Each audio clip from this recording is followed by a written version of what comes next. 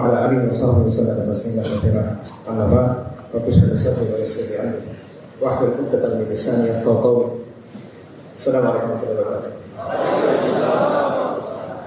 আলহামদুলিল্লাহ আমরা সবাই এখানে একত্রিত হতে পারছি এর মহান আল্লাহ শুকরিয়া আদায় করি।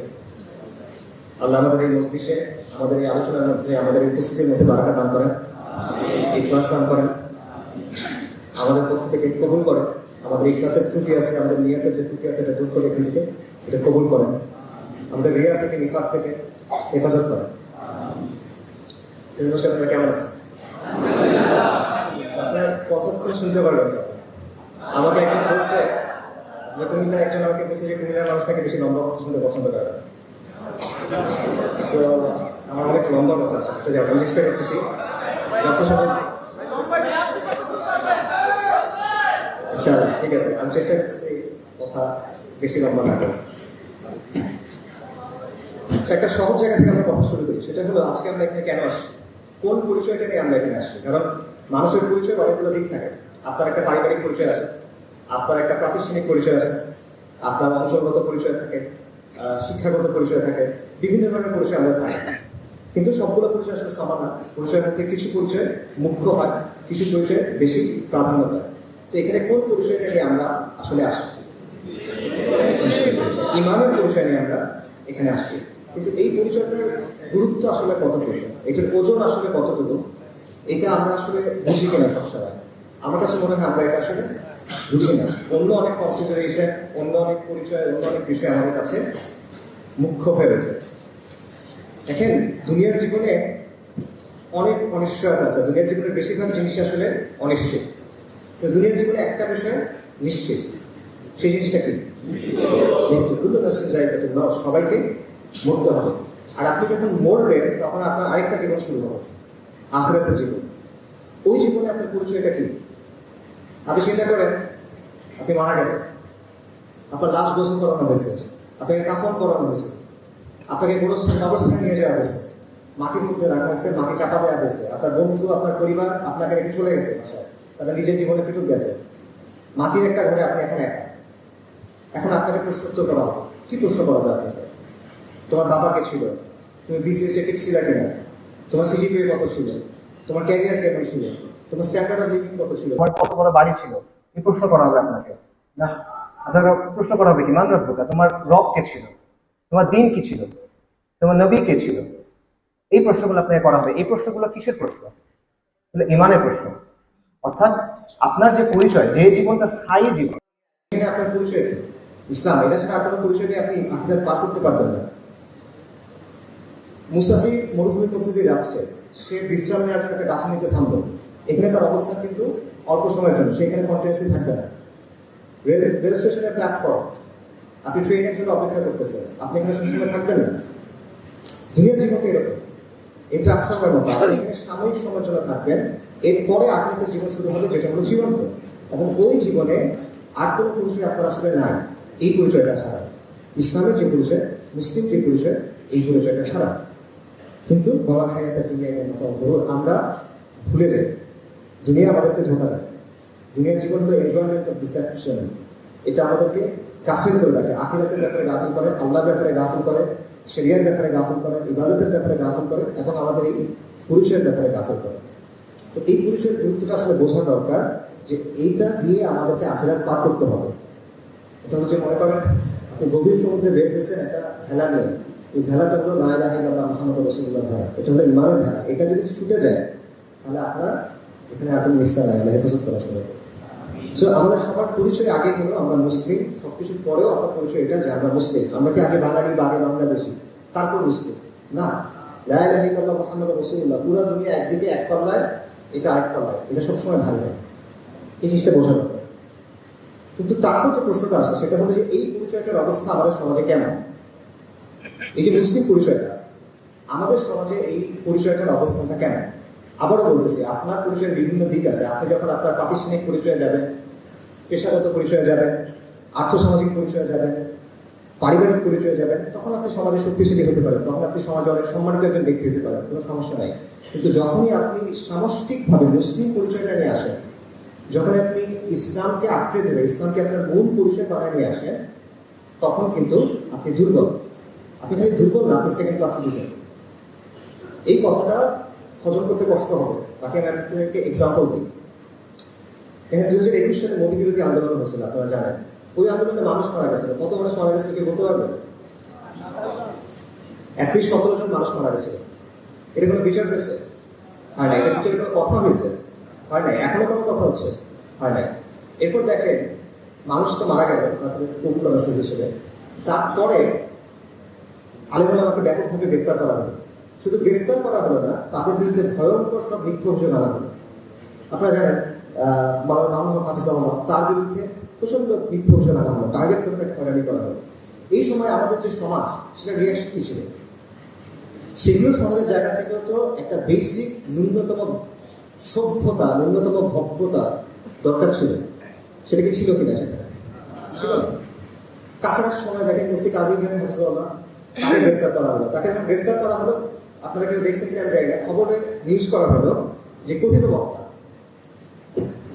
একজন মানুষ যার বক্তব্য এদেশে লক্ষ লক্ষ বা কোটি মানুষ শোনে, একজন আলেমে দ্বীন, তাকে বলা হচ্ছে কথিত বক্তা। কলমের একটা কোচায় উনি হয়ে গেছেন কথিত বক্তা। এটি হলো এই সমাজের অবস্থা। বাবা দেবেন হোসেন সাহিব সাহেব রাহিমাহুল্লাহ, তাকে দেখেন তার বিরুদ্ধে কি অভিযোগ আনা হয়েছে? ধর্ষণের অভিযোগ আনা হয়েছে। চিন্তা করেন আপনারা। তো দেখেন, আমি যাদের কথা বললাম এরা বাংলাদেশের ওলামায়ে কেরাম। আপনার হয়তো বা তাদের সাথে আপনাদের কারো তাদের কোনো বিষয়ে একটু দ্বিমত থাকতে পারে, সেটা বিষয়টা না। বিষয়টা হলো তাদের যে সামাজিক অবস্থান আছে, তাদের যে দিনী অঙ্গনের অবস্থান আছে, সেটা তো স্বীকার করতে হবে। তারা আলেম ওলামায়ে কেরাম হলেন, ওলামায়ে কেরাম হলেন দিনী সমাজের মুরব্বী, বা ইভেন ইন জেনারেল সমাজের মুরব্বী। মানুষ যখন দিনের কথা চিন্তা করে, তখন তারা ওলামায়ে কেরামের কথা চিন্তা করে। তাদের অবস্থাটাই এটা। ন্যূনতম মানে বেসিক জাস্টিস, ইনসাফ, সম্মান, ভদ্রতা আপনি দেখেন তারা পাচ্ছেন না। আপনার কি অবস্থা? আপনি কি মানে তাদের যে অবস্থা, আপনার কি অবস্থা? এটা হলো বাস্তবতা। শাপলা চত্বরের ঘটনা চিন্তা করেন। 2013 সালে শাপলা চত্বরের যে ঘটনা ঘটবে, মানুষ কেন আসছিল? নবী সাল্লাল্লাহু আলাইহি ওয়াসাল্লামের অবমাননা হয়েছে, ওলামায়ে কেরাম ডাক দিয়েছেন, লক্ষ লক্ষ মানুষ রাসূলুল্লাহ সাল্লাল্লাহু আলাইহি ওয়াসাল্লামকে ভালোবেসে আসলেন। তখন তার সাথে কি আচরণ করা হলো? একটা দেশের রাজধানীতে মতিঝিলের মতো একটা জায়গায় রাতের বেলায় লাইট নিভায়ে থিয়ারিং অপারেশন করা হলো, এবং 1,55,000 রাউন্ডের বেশি বুলেটস এবং টিয়ার শেলস ইউজ করা হলো, এবং বলা হলো যে এরা পাণ্ডবকারী। এটা হলো সমাজে আপনার অবস্থা। কিছুদিন আগে 2022 সালের 10 ডিসেম্বর সম্ভবত বিএনপির একটা জনসভা ছিল ঢাকাতে, গোলাপবাগে। এটা ইনিশিয়ালি পল্টনে হওয়ার কথা ছিল, পরে গোলাপবাগে হচ্ছিল, এবং সন্ধ্যা থেকে সেখানে মানুষ জড়ো হওয়া শুরু করছিল। রাতে লক্ষ লক্ষ মানুষ সেখানে রাত কাটাইছে। তো তখন অনেকের মধ্যে একটা আশঙ্কা ছিল যে ওখানে হয়তো বা ক্র্যাকডাউন হবে, শাপলা চত্বরের মতো ঘটনা হয়তো ওখানে হবে, এরকম কথা অনেকে বলতেছিল। তখন একজন সাংবাদিক, বিখ্যাত সাংবাদিক, আপনারা চিনবেন নাম বললে, বিদেশে থাকে, উনি একটা স্ট্যাটাস লিখছে ফেসবুকে, আমার এখন মনে আছে। উনি বলছেন যে শাপলা চত্বরের হেফাজতের সমাবেশে ক্র্যাকডাউন করা আর গোলাপবাগের বিএনপি সমাবেশে ক্র্যাকডাউন করা, এটার মধ্যে পার্থক্য আছে। এটা মানে কি? মানে হলে হেফাজতের উপর যে যত ইজিলি ক্র্যাকডাউন করা যায়, বিএনপির উপর অত ইজিলি ক্র্যাকডাউন করা যায় না। এটা বাস্তবতা। আসলে আপনাদের কাছে নিরাপদ সড়ক যে আন্দোলন হয়েছিল 2018 সালে, ওটা কিন্তু ব্যাপক তীব্র হয়েছিল আন্দোলনটা এক সময়। কিন্তু ওই সময়ও ইভেন হাসিনা সরকারও চিন্তা করে না যে হেফাজতকে যেভাবে দমন করছি, ছাত্রদের এভাবে দমন করি। এটা কিন্তু সে চিন্তা করে নাই। কেন? কারণ আপনি যখন মুসলিম পরিচয় নিয়ে আসেন, আপনি যখন ইসলামের পরিচয় নিয়ে আসেন, তখন আপনাকে যেভাবে দমন করা যায়, আপনার উপর যেভাবে শক্তি প্রয়োগ করা যায়, এটা অন্যদের ক্ষেত্রে করা যায় না। এটা বাস্তবতা। আরো একটা এক্সাম্পল দেখেন, জুলাই আন্দোলনে মাদ্রাসার ছাত্রদের অংশগ্রহণ কেমন ছিল, এটা নিয়ে আমরা একটা সার্ভে করার চেষ্টা করছিলাম, এবং সেই সার্ভে করতে গিয়ে আমরা যেটা দেখলাম, খুব ইন্টারেস্টিং ব্যাপার, যে যাত্রাবাড়ি এটা শুধু এই সময় আন্দোলনের একটা কি পয়েন্ট, সবচেয়ে তীব্র ইন্টেন্স আন্দোলন এখানে হয়েছে, এখানে ম্যাসাকার হয়েছে, এবং আন্দোলন প্রতিরোধ অনেক বেশি হয়েছে, আপনারা জানেন। তো ওইখানে যাত্রাবাড়ির একটা বিভিন্ন মাদ্রাসা ছিল, সেই মাদ্রাসার স্টুডেন্টরা সেই আন্দোলনে কিন্তু অংশগ্রহণ করছে। শুধু করে নাই, তারা ইনফ্যাক্ট 17 তারিখ থেকে আন্দোলনে অংশগ্রহণ করতেছিল। কিন্তু তারা আন্দোলনে অংশগ্রহণ করছে প্যান্ট শার্ট করে, তারা টুপি করে নামে নেয়, তারা পায়জামা পাঞ্জাবি জুব্বা করে নামে নেয়। কেন? আমরা তো জিজ্ঞেস করছিলাম কেন নেয়। তাদের কথা ছিল যে আমরা যদি ওইভাবে নামি, তাহলে আমাদের উপর গুলি বেশি চলবে, আর আমরা যদি ওই পোশাকে মারা যাই, আমাদেরকে নিয়ে কথা কম হবে। এটা হলো এই সমাজের বাস্তবতা। 2 তারিখের আগে তারা পায়জামা পাঞ্জাবি করে নামতে পারে না। এরকম শত শত উদাহরণ আমি আপনাকে দেখাতে পারবো। যখনই আপনি মুসলিম পরিচয় নিয়ে আসতেছেন, ইসলামের পরিচয় নিয়ে আসতেছেন, আপনি এই সমাজের সেকেন্ড ক্লাস সিটিজেন বা ওয়ার্স। তো এটা কেন? আপনি বলতে পারেন যে হ্যাঁ, এটা 90% মুসলিমের দেশ, এটা সংখ্যাগরিষ্ঠ মুসলিমের দেশ, ইত্যাদি ইত্যাদি, কিন্তু বাস্তবতা এটাই যে আপনি সেকেন্ড ক্লাস সিটিজেন। এটা কেন? এই সমাজ বা রাষ্ট্র এটা আপনার প্রতিনিধিত্ব করে না, এটা আপনাকে দমন করতে চায়, এটা আপনাকে নিয়ন্ত্রণ করতে চায়। এটা কেন? এটার একটা অ্যান্সার আমরা, মুখস্থ অ্যান্সার আমাদের আছে, যে আমরা মনে করি এটার অ্যান্সার হলো আওয়ামী লীগ। বা আমাদের আরেকটা অ্যান্সার আছে যেটার অ্যান্সার হলো শাহবাগ। কিন্তু ব্যাপারটা আসলে এটা না। আওয়ামী লীগ, শাহবাগ এগুলো এটার একটা কারণ, বড় কারণ, কিন্তু একমাত্র কারণ না বা মূল কারণ না। মূল কারণ হলো, কয়েকটা কারণ আছে, দুটা কারণ আমি বলি বা কয়েকটা বলতেছি। এর মধ্যে একটা কারণ হলো যে একটা সমাজে বা একটা রাষ্ট্রের নিয়ন্ত্রণ বজায় রাখা এটা শুধুমাত্র সামরিকভাবে হয় না, শুধু অস্ত্র দিয়ে হয় না, এটা শুধুমাত্র অর্থনৈতিক শক্তি দিয়েও হয় না। এখানে চিন্তার একটা ব্যাপার আছে। এখানে মানুষের চিন্তাকে নিয়ন্ত্রণ করা, মানুষের চিন্তার কাঠামোকে নিয়ন্ত্রণ করার একটা ব্যাপার আছে। সমাজে যারা ক্ষমতাসীন গোষ্ঠী থাকে তারা কি করে? তারা একদিকে সামরিক শক্তিরা নিয়ন্ত্রণ করে, অর্থনৈতিক শক্তি নিয়ন্ত্রণ করে, পাশাপাশি তারা যেটা করে যে সমাজের মূল বয়ানটা কি হবে এবং সমাজের মূল মূল্যবোধগুলো কি হবে, চেতনাগুলা কি হবে, কোন চেতনাগুলো স্কুলে মানুষ শিখবে, কোন চেতনাগুলো সংস্কৃতি থেকে মানুষ শিখবে, মিডিয়া থেকে মানুষ শিখবে, কোন বিষয়গুলো মানুষ স্বাভাবিক মনে করে বড় হবে, এগুলো তারা ঠিক করে দেয়। এবং এই যে ঠিক করার যে ক্ষমতা, এটাকে বলা হয় হেজেমনি। এটা মানুষের চিন্তাটাকে নিয়ন্ত্রণ করে। মানুষ নিজেকে কিভাবে দেখে, মানুষ অতীতকে কিভাবে দেখে, মানুষ বর্তমানকে কিভাবে বুঝে এবং ভবিষ্যৎ নিয়ে কিভাবে চিন্তা করে, এটা তারা ঠিক করে দেয়। এটা সহজভাবে বুঝেন। মনে করেন ফেরাউনের সেনাবাহিনী ছিল না? ছিল। ফেরাউনের বিশাল সেনাবাহিনী ছিল, কিন্তু ফেরাউনের এর পাশাপাশি জাদুকর ছিল, ফেরাউনের পুরোহিত ছিল, তার ধর্মের পুরোহিত ছিল, এবং ফেরাউনের সাথে হামানের মতো লোক ছিল, তার পারিষদরা ছিল। তার শাসন টিকে রাখার জন্য দুটাই কিন্তু লাগে, সেনাবাহিনী লাগে, সেনাবাহিনী এক শক্তি দেয়, আবার এই পুরোহিতদেরও লাগে। যে পুরোহিতরা কি করে? তারা মানুষের চিন্তাটাকে নিয়ন্ত্রণ করে, তারা মানুষকে বোঝায় যায় ফেরাউন হলো রব, ফেরাউনের কথা মানো, ফেরাউন যে জুলুম করতে সেটা মানো, কোনো সমস্যা নেই, এরকমই হওয়ার কথা ছিল। ঠিক আছে? এইটা হলো সহজ ভাষা। আচ্ছা, আমি একটা উদাহরণ দিই। এই যে আওয়ামী লীগ বা শাহবাগ আমরা বলতেছি না, আওয়ামী লীগ তো এখন নাই, রাজনৈতিকভাবে আওয়ামী লীগ আপনার সামনে এখন নাই, শাহবাগ এখন দুর্লভ। কিন্তু পাঠ্যপুস্তক সংস্কার কমিটি নিয়ে কি ঘটলো? এই কিছুদিন আগে করছে ব্যাপারটা, যে এই কমিটিতে কিছু সদস্য নেওয়া হয়েছিল, তাদের মধ্যে দুজন ব্যক্তির কিছু বক্তব্য ছিল যেগুলোকে ইসলাম বিদ্বেষী মনে করা হচ্ছিল, এবং তারা LGBTQ বা সমকামী ট্রান্সজেন্ডার বা এগুলোর পক্ষে বক্তব্য দিছিল। আমি এই কারণে এটার বিরুদ্ধে প্রতিবাদ করা হলো। এটার বিরুদ্ধে প্রতিবাদ কারা করলো? যারা প্রতিবাদ করছেন তাদের বেশিরভাগই বক্তা, ওয়াইজ, আলেম, দায়ী, এরকম ব্যক্তিরা। কিন্তু যখন তারা প্রতিবাদ করলেন, তখন আপনারা দেখেন ট্রান্সপারেন্সি ইন্টারন্যাশনাল বাংলাদেশ বা TIB সেখানকার থেকে একটা বক্তব্য দেওয়া হলো, বা সেখানকার যিনি প্রধান একটা বক্তব্য দিলেন যে সরকার মৌলবাদীদের সাথে আপোষ করতেছে। অর্থাৎ আপনি পাঠ্যপুস্তক নিয়ে সবাই কথা বলতে পারবে, সমস্যা নাই, কিন্তু আপনি যদি কথা বলেন ইসলামের জায়গা থেকে মুসলিম পরিচয় নিয়ে, তখন সেটা মৌলবাদ। আর মৌলবাদকে কি করতে হয়? মৌলবাদ তো ভালো জিনিস না, মৌলবাদকে নিয়ন্ত্রণ করতে হয়, মৌলবাদীদের দমন করতে হয়। এবং এখানে দুটো মেসেজ আছে। একটা হলো তুমি কথাগুলো বলতে পারবা না, তুমি যদি বলো তাহলে তুমি মৌলবাদী, তোমাকে দমন করবো, তোমাকে নিয়ন্ত্রণ করবো। আরেকটা হলো সরকারের প্রতি মেসেজ, যে তুমি এদেরকে স্পেস কেন দিচ্ছ, তুমি এর সাথে আপোষ কেন করতেছো, তাই না? তুমি এদেরকে হাসিনাকে দমন করতেছো না কেন?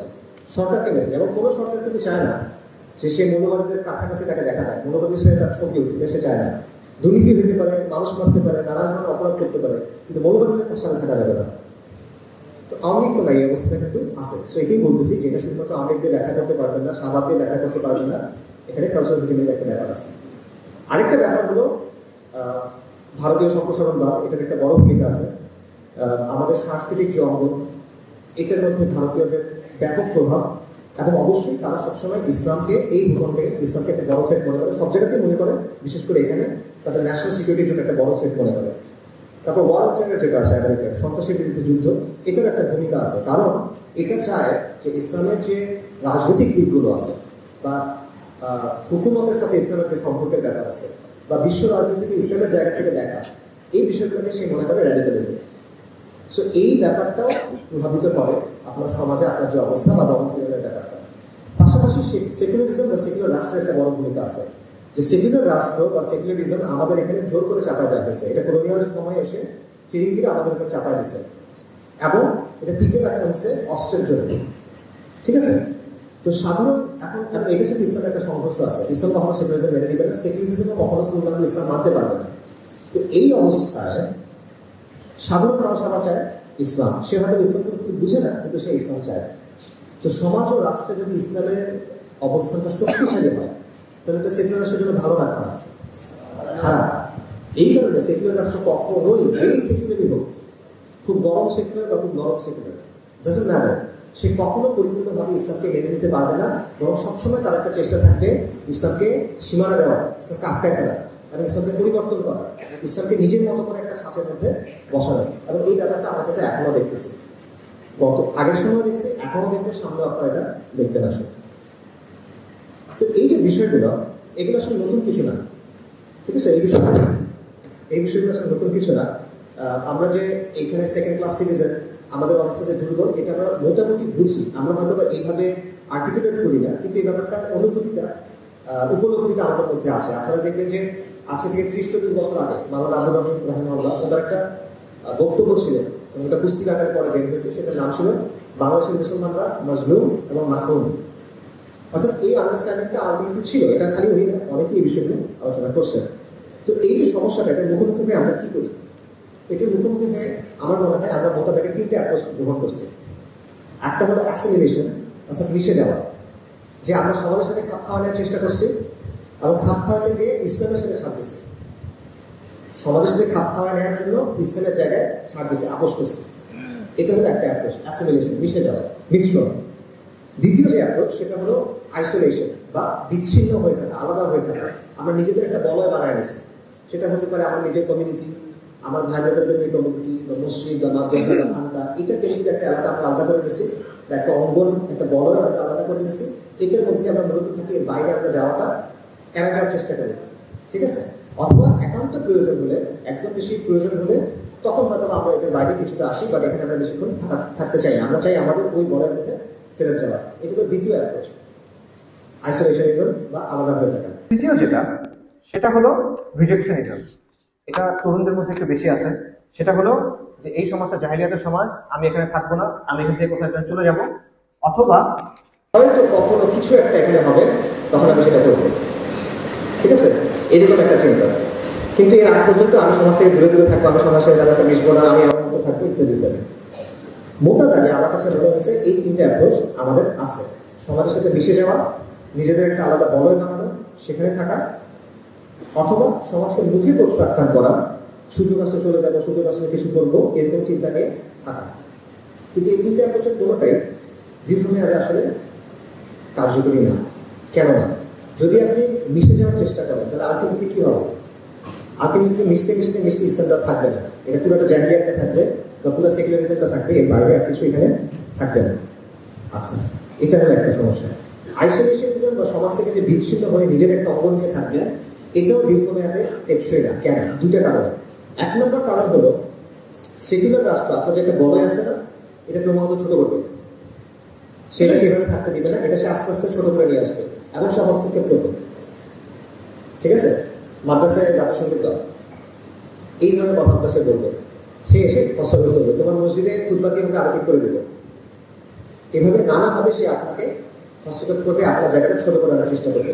এটার আরেকটা প্রবলেম হলো সমাজে আপনার অবস্থানটা এখানে দুর্বল হবে। কেন?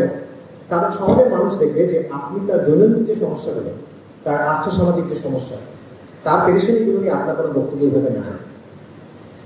দিনই বিষয়ে সে আপনার কাছে আসবে, আপনাকে সে সম্মান করবে, তার ইসলাম জন্য সে আপনার কাছে আসবে বা আপনাদের কাছে আসবে। কিন্তু তার নিজের দুনিয়ার যে সমস্যা, সেটার জন্য সে কার কাছে যাবে? সেটার জন্য সে যাবে সেকুলারদের কাছে। তো এটা যে আপনার অবস্থাটা কি হবে? আলটিমেটলি শক্তিশালী হবে না দুর্বল হবে? ডেফিনেটলি দুর্বল হবে। আচ্ছা, আর রিজেকশনের যে অ্যাপ্রোচ, এটা আসলে ভায়াবল না, কারণ আপনি তো আলটিমেটলি সমাজকে পুরোপুরি প্রত্যাখ্যান করতে পারতেছেন না। আপনার বয়স বাড়তেছে, আপনি সমাজের মধ্যে আছেন, আপনার বয়স বাড়তেছে, আপনার দায়িত্ব বাড়তেছে, আপনার সন্তানাদি হচ্ছে, কিন্তু আপনি কিন্তু আসলে কোনো পরিবর্তনের জন্য কাজও করতেছেন না, কোনো মিনিংফুল কাজ করতে পারতেছেন না। এবং আবারও আপনি কোথাও চলে যাবেন, এটা তো আসলে ধরেন কথা, এটা যদি কেউ করতেও পারে, এটা 1-2 জন পারবে, লক্ষ লক্ষ মানুষের জন্য এটা কোনো অপশন হতে পারে না। তারা কই যাবে? তারা আসলে কেমনে যাবে? এটা একটা বিষয়। আরেকটা বিষয় হলো যে কখনো সুযোগ আসলে কিছু একটা করবো, এই যে চিন্তাটা, আপনি সুযোগ আসলে কিছু করতে পারবেন না, কারণ আপনার উপস্থিতি নাই। দুনিয়াতে এগুলো চলে না যে হঠাৎ করে কিছু একটা আসছে আপনি চলে দিবেন, যে আল মাহাদি আসছে আমি তার মানে বাহিনীতে যোগ দিয়ে দিলাম, ব্যাপার তো সোজা না। আল মাহাদির বাহিনীতে যারা যোগ দিতে পারবে বিশাল একটা পরিশুদ্ধির প্রসেসের মধ্যে যাইতে হবে। আপনি ফট করে গিয়ে আল মাহাদির বাহিনীতে আচ্ছা ঠিক আছে প্রেজেন্ট স্যার চলে আসছি, সমস্যা হলো যে তিনটে অ্যাপ্রোচ আছে। আমি মনে করি এই তিনটে অ্যাপ্রোচের কোনোটাই আসলে ভায়াবল না, টেকসই না। আমি বলতেছি না যে এগুলোর মাধ্যমে কোনো ভালো কাজ হয় না, আমি বলতেছি এগুলো ভায়াবল না, টেকসই না। যদি এরকমই থাকে, বর্তমান অবস্থায় চলমান থাকে, তাহলে সামনের অবস্থাটা ভালো হবে না খারাপ হবে, দিন দিন অবনতি হতে থাকবে। এবং আমাদের সামনে বিভিন্ন ধরনের সংকট আছে, আমরা অস্তিত্ব সংকটের মধ্যে করবো। আমি মনে করি অস্তিত্ব সংকট মানে কি? মানে হলো আপনি ইমান নিয়ে সংকট করবেন। আপনার বাড়ি বাড়ি থাকবে, টাকা পয়সা থাকবে, ফ্যামিলি থাকবে, সবকিছু থাকবে, কিন্তু সমাজের ইমানের জায়গাটা কোনো মতো দুর্বল হতে থাকবে। কারণ ফাহিসার যেটা, জাহেলিয়ার যেটা, আপনি অপসংস্কৃতির প্রভাব পড়বেন, যে বিষয়গুলো বলতে আলটিমেটলি ক্রমাগত কিন্তু বাড়বে। এই সিস্টেমের মধ্যে এটা ক্রমাগত বাড়বে, কমবে না। আর আপনার অবস্থাটা ক্রমাগত দুর্বল হতে থাকবে। এটা রেজাল্টটা কি? অঙ্ক মিলান, সমাজ অঙ্ক মিলান। এটার অবস্থাগুলো আপনি ইমানের সংকটে করবেন, এটা বাস্তবতা। পাশাপাশি একটা প্রশ্ন আমাদের করা উচিত যে আমরা কি আসলে এই সেকেন্ড ক্লাস সিটিজেন হয়ে থাকবো কেন সবসময়? আপনি কি জীবন্ত জীবন নিয়ে থাকবেন? আপনি মাথা নিচু করে থাকবেন সবসময়? একটা মুসলমানের জীবন এরকম হওয়ার কথা না। কিন্তু আমরা কিন্তু আলটিমেটলি এটার মধ্যেই বর্তমান আছেন, বর্তমানটা আপনারা বোঝানোর চেষ্টা করতেছেন। সো এই সংকটের মোকাবেলার জন্য আমি মনে করি নতুন বা বিকল্প পথ চিন্তা করা আমাদের দরকার। এই তিনটা যে পথ বললাম, এর বাইরে বিকল্প পথ দরকার। তো বিকল্প পথ কি হতে পারে? এখানে আমার প্রস্তাবনা হলো, আপনাদের যে একটা বইয়ের কথা বলতেছিল সেখানে কিন্তু ডিটেল লিখছি। আমার প্রস্তাবনা হলো যে এটা হলো ইসলামী মূল্যবোধের আলোকে সমাজকে পরিবর্তন করার চেষ্টা করা। এটা আমি আপনাকে বলতেছি, ইসলামী মূল্যবোধের আলোকে সমাজকে পরিবর্তন করার চেষ্টা করা। এখন ব্যাখ্যা করতেছি। প্রথমটা হলো যে আপনি সমাজের সাথে মিশে যাবেন না, আপনি সমাজকে বদলানোর চেষ্টা করবেন। তার মানে হলো সমাজের প্রচলিত যে মূল্যবোধ আছে, ন্যারেটিভ আছে, সেগুলোকে আপনি চ্যালেঞ্জ করবেন এবং সেগুলোর প্রগতিশীল যাদের কালচারাল হেজেমনি আছে, যারা সমাজের বয়ানগুলো নিয়ন্ত্রণ করে, যারা সমাজের চিন্তাগুলো নিয়ন্ত্রণ করে, তাদের বক্তব্যগুলো, যাদের চিন্তাটা, সেগুলো আপনি খণ্ডন করবেন বা অ্যাটাক করবেন বা ভাঙবেন সেগুলো, এবং আপনি আদর্শিক লড়াই করবেন ইসলামের জায়গা থেকে। দ্বিতীয় বিষয় যেটা, সেটা হলো আপনি বিচ্ছিন্ন হয়ে থাকবেন না, বরং আপনি সমাজের সাথে এঙ্গেজমেন্ট করবেন, সমাজের সাথে মিশবেন। কিভাবে মিশবেন? সমাজের মুনকারগুলোর বিরুদ্ধে আপনি অবস্থান নেবেন এবং সমাজের মানুষের সমস্যাগুলোর ইসলামের সমাধান দেওয়ার চেষ্টা করবেন, এবং আপনি ইসলামকে একটা ভায়াবল সলিউশন হিসেবে তার সামনে প্রেজেন্ট করার চেষ্টা করবেন। এবং আপনি জাহিলিয়াতকে প্রত্যাখ্যান করবেন এবং মানুষকে পূর্ণাঙ্গ দিনের দিকে আহ্বান করবেন। এটা খালি মুখে প্রত্যাখ্যান না, আপনি সমাজে ইতিবাচক পরিবর্তনের চেষ্টা করবেন এবং আপনি বলবেন যে আপনারা জাহিলিয়াত থেকে ইসলামের দিকে আসেন। এটা হলো বাংলা কথা, আমি আরো ব্যাখ্যা করতেছি। দেখেন, নবীদের দাওয়া, আম্বিয়া কেরাম আলাইহিস সালাতু ওয়াস সালাম, তাদের দাওয়ার মৌলিক কিছু বৈশিষ্ট্য ছিল। প্রথম বৈশিষ্ট্য ছিল কুফর মিথ্যা আলো বা ঈমান বিল্লাহ, সব মিথ্যা ইলাহকে অস্বীকার করা, সব মিথ্যা দিনকে অস্বীকার করা, নাফি করা, তারপর তাওহীদকে সত্যায়ন করা, তাওহীদের সাক্ষ্য দেওয়া। তারপর তাদের দাওয়ার একটা বৈশিষ্ট্য ছিল আমর বিল মারুফ ওয়া নাহyi আনিল মুনকার। তারা সমাজের মুনকারের বিরুদ্ধে বলছেন বা বাধা দেওয়ার চেষ্টা করছেন সামর্থ্য থাকলে, এবং তারা মানুষকে সৎ কাজের আদেশ করছে বা সৎ কাজের দিকে ডাকছেন। এবং আরেকটা বিষয় ছিল, মৌলিক বিষয়, সেটা হলো আল ওয়ালা ওয়াল বারা, যে আল্লাহ যে জিনিসটা ভালোবাসেন সেটাকে আমি ভালোবাসবো, যাদেরকে ভালোবাসেন তাদেরকে আমি ভালোবাসবো। আল্লাহ যে জিনিসটা অপছন্দ করেন বা ঘৃণা করেন, যাদেরকে অপছন্দ করেন বা ঘৃণা করেন, সেই বিষয়গুলোকে, সেই জিনিসগুলোকে আমি অপছন্দ করবো, আমি ঘৃণা করব। ঠিক আছে? এবং এই তিনটে জিনিস যখন কোনো দাওয়ার মধ্যে একসাথে হয়, কুফর বিল তাওহীদ ওয়া ঈমান বিল্লাহ, আমর বিল মারুফ ওয়া নাহyi আনিল মুনকার এবং আল ওয়ালা ওয়াল বারা, এই তিনটে জিনিস যখন একসাথে হয়, তখন সমাজের মধ্যে দেখবেন ভাগ হয়ে যায়, সমাজের মধ্যে পোলারাইজেশন হয়, মেরুকরণ ঘটে। সব নবীদের দাওয়ার ক্ষেত্রে আপনারা দেখবেন এই জিনিসটা হয়েছে। এক পক্ষ ঈমানের তাবুতে চলে আসে, আরেক পক্ষ কুফরের তাবুতে চলে যায়, শিরকের তাবুতে চলে যায়। আমার প্রস্তাবনা এটাই যে আপনি তাওহীদের দাওয়ার অংশ হিসেবে কি করবেন? যে মিথ্যা তন্ত্রমন্ত্র আছে, যে মিথ্যা ইলাহগুলো আছে, সেটা যাদের উপর আল্লাহর বৈশিষ্ট্য আরোপ করা হয় বর্তমান সময়ে, সেগুলোকে আপনি প্রত্যাখ্যান করবেন। সেই মিথ্যা দিনগুলোকে আপনি প্রত্যাখ্যান করবেন, সেই মিথ্যা মূর্তিগুলোকে আপনি প্রত্যাখ্যান করবেন। সেগুলো রাষ্ট্র হইতে পারে, জাতিসংঘ হতে পারে, whatever, সেগুলোকে আপনি প্রত্যাখ্যান করবেন। পাশাপাশি এগুলো বর্জনের দাওয়া আপনি করবেন, সেটা নুসুসিভাবে, অর্থাৎ কোরআন সুন্নাহর আলোকে অবশ্যই, পাশাপাশি বুদ্ধিভিত্তিকভাবে। ঠিক আছে? কুফর বিল তাওহীদ, ঈমান বিল্লাহ, এবং এটা হলো তার ন্যারেটিভটা ভাঙা। এবং ঈমান বিল্লাহ হলো যে আপনি পরিপূর্ণভাবে দ্বীন ইসলামকে আঁকড়ে ধরবেন, সামগ্রিকভাবে দ্বীন ইসলামকে, কোনো কিছু ছেড়ে না, দ্বীন ইসলামের পুরো অংশটাকে আপনি গ্রহণ করবেন, ইসলামের পুরো ওয়ার্ল্ডকে আপনি ধারণ করবেন এবং এটার দিকে দাওয়াত দিবেন।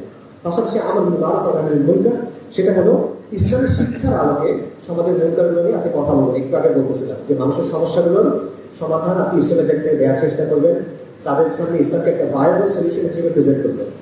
এবং আল ওয়ালা ওয়াল বারা সেটা হলো কুফর এবং কুফরের যে অনুসারী আছে তাদের সাথে বারাত ঘোষণা করা, তাদের সাথে সম্পর্ক ছেদ করা। ইসলাম এবং সেকুলারিজমের যে দ্বন্দ্ব, আল্লাহর আইন এবং গায়রুল্লাহর আইনের যে দ্বন্দ্ব, এটাকে মূল প্রশ্ন হিসেবে সামনে নিয়ে আসা। এবং মুসলিমরা আপনার মিত্র হবে, মুসলিমরা আপনার মিত্র হবে। সেটা মত পার্থক্য থাকবে, আপনার সাথে মানহাজ মাসলাকের পার্থক্য থাকবে, সেটা সমস্যা না। মুসলিমরা আহলুল কিবলা আপনার মিত্র হবে, আর যারা আহলুল কুফর আহলুল শিরক তারা আপনার প্রতিপক্ষ হবে। এই জিনিসটা স্পষ্ট করতে হবে। যদি এটা করা হয় তাহলে অটোমেটিক্যালি আপনি দেখবেন যে সমাজের মধ্যে এই প্রশ্নটা মূল প্রশ্নের জায়গায় চলে আসবে। এখন মূল প্রশ্ন হলো সংস্কার নাকি নির্বাচন, বা ফ্যাসিবাদ নাকি চেতনা, বা এ দল নাকি বি দল। এই প্রশ্নগুলো হলো আমাদের সমাজের মোটামুটি মৌলিক প্রশ্নের জায়গায়। এই জায়গাগুলোতে তখন আসবে যে ইসলাম নাকি সেকুলারিজম, আল্লাহর আইন নাকি গায়রুল্লাহর আইন, আল্লাহর দিন নাকি মানুষের বানানো দিন। এই প্রশ্নগুলো তখন মৌলিক জায়গায় চলে আসবে। এবং এটার জন্য আপনার দুটো জায়গায় কাজ করতে হবে, একটা হলো বাস্তব ময়দানে, একটা হলো আদর্শিক ময়দানে। এই সবগুলো কথাই পুরোনো কথা, এগুলো নতুন কিছু না। আপনারা অনেক সময় বিভিন্ন কিতাবাদিতে আলোচনায় এগুলো পাইছেন। এর সাথে বাস্তব ময়দানে কাজের ক্ষেত্রে একটা বিষয় প্রস্তাব করবো, সেটা হলো সোশ্যাল অ্যাক্টিভিজম, বা এটাকে কমিউনিটি অর্গানাইজিং বলে, এটাকে গ্রাসরুটস অ্যাক্টিভিজম বলে, নানা কথা বলা হয়। বাট মূল বিষয়টা সহজ। এটার মানে হলো স্থানীয় পর্যায়ে আপনারা যে যে পর্যায়ে আছে সেই জায়গায় মানুষকে একত্রিত করা, তাদেরকে দিনের দিকে ডাকা, এবং সমাজে ইতিবাচক পরিবর্তন আনার জন্য তাদের যে শক্তি আছে, তাদের যে সামর্থ্য আছে এবং তাদের যে সংখ্যা আছে, আবারও বলছি, সমাজে ইতিবাচক পরিবর্তন আনার জন্য তাদের শক্তি, সামর্থ্য এবং সংখ্যা, এগুলোকে কাজে লাগানো। এটা হলো সোশ্যাল অ্যাক্টিভিজম। সহজ মনে করেন আপনি নিজ এলাকায় হালাকা করতেছেন, ঠিক আছে, অথবা এলাকার কিছু তরুণ একসাথে ধরে সমাজ কল্যাণ টাইপের কিছু কাজকর্ম করতেছে, এলাকার ইস্যু নিয়ে কাজ করতেছে, এগুলো অ্যাক্টিভিজম, সোশ্যাল অ্যাক্টিভিজম। অথবা আপনি স্কুল, কলেজ, বিশ্ববিদ্যালয়ের যে স্টুডেন্টরা আছে তাদের জন্য বিভিন্ন আয়োজন করতেছেন, career counselling, porn addiction, screen addiction, time management, self হেল্পের বিষয়, এরকম যে কোনো বিষয়ে আপনি তাদের জন্য আয়োজন করতেছেন, তাদের জন্য খেলাধুলার আয়োজন করছেন, ঘুরতে যাচ্ছেন, তাদের সাথে এঙ্গেজমেন্ট করতেছেন এবং তাদেরকে এর মাধ্যমে দিনের দিকে রাখতেছেন। এটা অ্যাক্টিভিজম। তারা দৈনন্দিন জীবনের সমস্যাগুলোর সমাধান দিচ্ছে, এগুলো অ্যাক্টিভিজম। পাশাপাশি বিভিন্ন সামাজিক ইস্যু নিয়ে মনে করেন আপনি সোচ্চার হচ্ছেন, আপনি হয়তো লিফলেটিং করতেছেন, পোস্টারিং করতেছেন, আলোচনা করতেছেন, সেমিনার আয়োজন করতেছেন, মানববন্ধন করেন, মিছিল করেন, এই সবগুলো হলো সোশ্যাল অ্যাক্টিভিজম। এখন এই কর্মকাণ্ডের উদ্দেশ্যটা কি, আসলে এটা করে লাভটা কি, কেন করতেছি এটা? এটা লাভটা হলো যে আপনি জনপরিসরে, আমি বলতেছিলাম না আপনি সেকেন্ড ক্লাস সিটিজেন, আপনি যখন আসেন আপনি দুর্বল, আপনাকে দাঁড়াতে দেওয়া হয় না, আপনাকে সন্দেহের চোখে দেখা হয়, এই জায়গাটা পরিবর্তন করা। এবং এই জায়গাটা আপনার কাজ করে পরিবর্তন করতে হবে, একটা জায়গা আপনার করে নিতে হবে, কেউ আপনাকে জায়গাটা এসে দিয়ে যাবে না। ফর এক্সাম্পল, আজকে এখানে যে শিল্পকলার অনুষ্ঠান হচ্ছে, এর আগে এখানে এরকম অনুষ্ঠান হয়েছে কিনা? না, বা যদিও হয় অনেক কম হয়েছে। এবং এটা কিন্তু মানুষের কাছে অপরিচিত একটা বিষয়, অনেক মানুষই এটা একটু সন্দেহ চলে দিচ্ছে যে আসলে এখানে কি হচ্ছে, কেন হচ্ছে, নানা বিষয় আছে। বাট আপনি যদি কন্টিনিউসলি করতে থাকে তখন কিন্তু এটা অ্যাকসেপ্টেড হয়ে যাবে, নর্মালাইজ হয়ে যাবে। অর্থাৎ আপনি দাঁড়ানোর জায়গাটা এবং সমাজের অ্যাকসেপ্টেড হওয়া বা সমাজের কাছে নর্মালাইজ হয়ে যাওয়া, এই ব্যাপারটা কিছুটা হলেও অর্জন করতে পারবেন। এই যে মানুষের কাছে এটা অপরিচিত, এই বিষয়টা আপনি ভেঙে দিতে পারবেন। তো এটা, এই জায়গাটা বর্তমানে আপনার নাই, এই জায়গাটা আপনার করে নিতে হবে। এই অবস্থাটা আপনার তৈরি করে নিতে হবে। এবং কথা বলে হবে না, এটা অনলাইনে লেখালেখি করে হবে না, এটা আপনার এই কাজগুলোর মাধ্যমে করে নিতে হবে, যেগুলো আমি সোশ্যাল অ্যাক্টিভিজম বলতেছিলাম, এগুলোর মাধ্যমে জিনিসটা করে নিতে হবে। পাশাপাশি সোশ্যাল অ্যাক্টিভিজমের আরেকটা উদ্দেশ্য হলো জনগণের যে শক্তি, এটাকে কাজে লাগানো। মনে করেন, ধরেন কুমিল্লাতে কোনো একটা এনজিও একটা এলজিবিটিকিউ সেন্টার করলো, কথা। এখন এটার বিরুদ্ধে আপনি কি 5,000 মানুষ একত্রিত করতে পারবেন? জুমার পর না, জুমার পর পারবেন না, জুমার সারা অন্য দিন, সমাজের অন্য দিন পারবেন কিনা? পারবেন না, তো আপনি পারবেন না। যদি পারেন, আপনি কয়েকদিন তাকে ওখানে রাখতে পারবেন? রাখতে পারবেন না। যদি পারেন তাহলে এটা একটা শক্তি, এটা একটা বড় শক্তি। আসলে আপনার জুড়ে রাখতে দেখছেন যে এই জিনিসটা আসলে কেন একটা বড় শক্তি। সো জনগণের শক্তিটা আপনার কাছে এখন নাই। জনগণ আপনার সাথে হতে আছে। জনগণ এলজিবিটিকে পছন্দ করে না। আপনি যদি তার কাছে গিয়ে বলেন, সে আপনার কাছে সমর্থন করবে, সে ইসলামকে সমর্থন করে, ইসলাম ভালো সব কিছু আছে, কিন্তু তার সমর্থনটা নিষ্ক্রিয় সমর্থন। এই নিষ্ক্রিয় সমর্থনকে আপনার লাভ নয়, এটাকে একটা সক্রিয় সমর্থনে পরিণত করতে হবে। সো এই কাজগুলো সেটার একটা মাধ্যম, এটার মাধ্যমে আপনি এই জিনিসটা অর্জন করতে পারবেন। পাশাপাশি আরেকটা বিষয় হলো যে এটাকে বলে ম্যাস মোবালাইজেশন বা মানুষকে মোবালাইজ করা। এই জিনিসটা শুধু করতে পারলে হবে না, কারণ আমাদের এখানে অনেক ম্যাস মোবালাইজেশন হয়। আপনি দেখবেন যে বিভিন্ন ইস্যুতে লাখ লাখ মানুষের রাস্তায় না হয়, কিন্তু এটা শুধুমাত্র ইস্যু ভিত্তিক হলে হবে না। আপনি যদি দীর্ঘমেয়াদে সফলতা চান তাহলে কি করতে হবে? তাহলে আপনাকে অর্গানাইজড এফোর্ট লাগবে। আপনার তৃণমূল থেকে এই জিনিসটা তৈরি করতে হবে, মানে গ্রাসরুটস থেকে করতে হবে। আপনার নিজের এলাকা, নিজের প্রতিষ্ঠান, নিজের পাড়া মহল্লা থেকে এই জিনিসটা তৈরি করতে হবে, যাতে আপনি ধারাবাহিকভাবে জিনিসটা করতে পারেন, ধারাবাহিকভাবে শক্তিটা আপনি বাড়াতে পারেন। আচ্ছা, সো এবং এই আবারও বলতেছি, এই কাজটা সমাজে কাজ করে করে অ্যাক্টিভিজমের মাধ্যমে করতে হবে। এটা শুধুমাত্র বয়ান দিয়ে, এটা শুধুমাত্র বক্তব্য দিয়ে, কথা বলে হবে না। আমাদের সমাজে অনেক বক্তা আছেন, অনেক বড় বড় বক্তা আছেন, এবং তাদের লক্ষ লক্ষ বা ইভেন কোটি ভক্ত আছে, কিন্তু বক্তার ভক্ত দিয়ে এই কাজটা হবে না। আপনার কর্মী লাগবে, আপনার সমাজ কর্মী লাগবে, ঠিক আছে, আপনার অ্যাক্টিভিস্ট লাগবে। তো এই দুটো অক্ষে যদি কাজ করতে পারেন, একটা হলো আদর্শিক, একটা হলো বাস্তব ময়দান, তাহলে আমি মনে করি, ধরুন কথার কথা 10-15 বছর যদি আপনি কাজ করতে পারেন, তাহলে দুটো জিনিস পরিবর্তন হতে পারে। একটা হলো সমাজের মনোজগতে একটা পরিবর্তন আসবে, আরেকটা হলো আপনি সামাজিক শক্তি অর্জন করতে পারবেন। এটা মানে কি? সমাজের মনোজগতে পরিবর্তন মানে সব মানুষ মুসলিম হয়ে যাবে না, সব মানুষ আপনার চিন্তাটা ধারণ করবে না। এটার মানে হলো যারা আপনার পক্ষে না, তাদের কাছে বিষয়টা গুরুত্বপূর্ণ হবে, তারা এটা নিয়ে ভাববে। ওই যে বললাম, আমাদের সমাজে এটা কিন্তু মূল প্রশ্ন না। ইসলাম আমাদের, মানে আমরা যদি কোনো একটা জায়গায় আলোচনা করি বা প্রায়োরিটি একটা লিস্ট করি, সেখানে ইসলাম কিন্তু অনেক নিচে আসে। এইটা একদম শুরুতে চলে আসবে, এটা মূল প্রশ্ন হয়ে দাঁড়াবে। যে আপনার বিপক্ষে, সেও এটা নিয়ে চিন্তা করবে। এটা হলো সমাজের মনোজগতে পরিবর্তন। তাকে চিন্তা করতে হবে যে আমার যে কোনো একটা চুজ করতে হবে, এখানে আমার যে কোনো একটা বেছে নিতে হবে, এই পরিবর্তনটা আসবে। আর সামাজিক শক্তি মানে হলো সহজ ভাষায় পারিপার্শ্বিকতাকে নিয়ন্ত্রণ করার ক্ষমতা এবং প্রভাব প্রভাব অর্জন করা এবং চাপ প্রয়োগের ক্ষমতা। এখন সহজভাবে যদি বলি, আমি আপনাদের একটা এক্সাম্পল দিই। আপনাদের অনুষ্ঠানের নামে ইতিহাসের কথা আছে, সো আমি ইতিহাস থেকে আপনাদের একটা এক্সাম্পল দিই। সামাজিক শক্তি অর্জনের ইতিহাস বা ঐতিহাসিক উদাহরণ হলো, আমার মতে খুব ভালো উদাহরণ হলো ফরাইজি আন্দোলন, বাংলাদেশের বা পূর্ব বাংলার ফরাইজি আন্দোলন। আপনারা জানেন যে আন্দোলনটা শুরু হয় 1818 সালে, হাজী শরীয়তুল্লাহ রাহিমাহুল্লাহ তিনি শুরু করেন।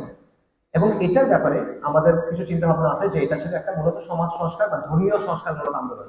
যে ফরাইজিরা কি করতো, তারা 5টা ফরজ আদায় করতে বলতো, তারা বিদআত থেকে দূরে থাকতে বলতো, শিরক থেকে দূরে থাকতে বলতো, হারাম থেকে দূরে থাকতে বলতো।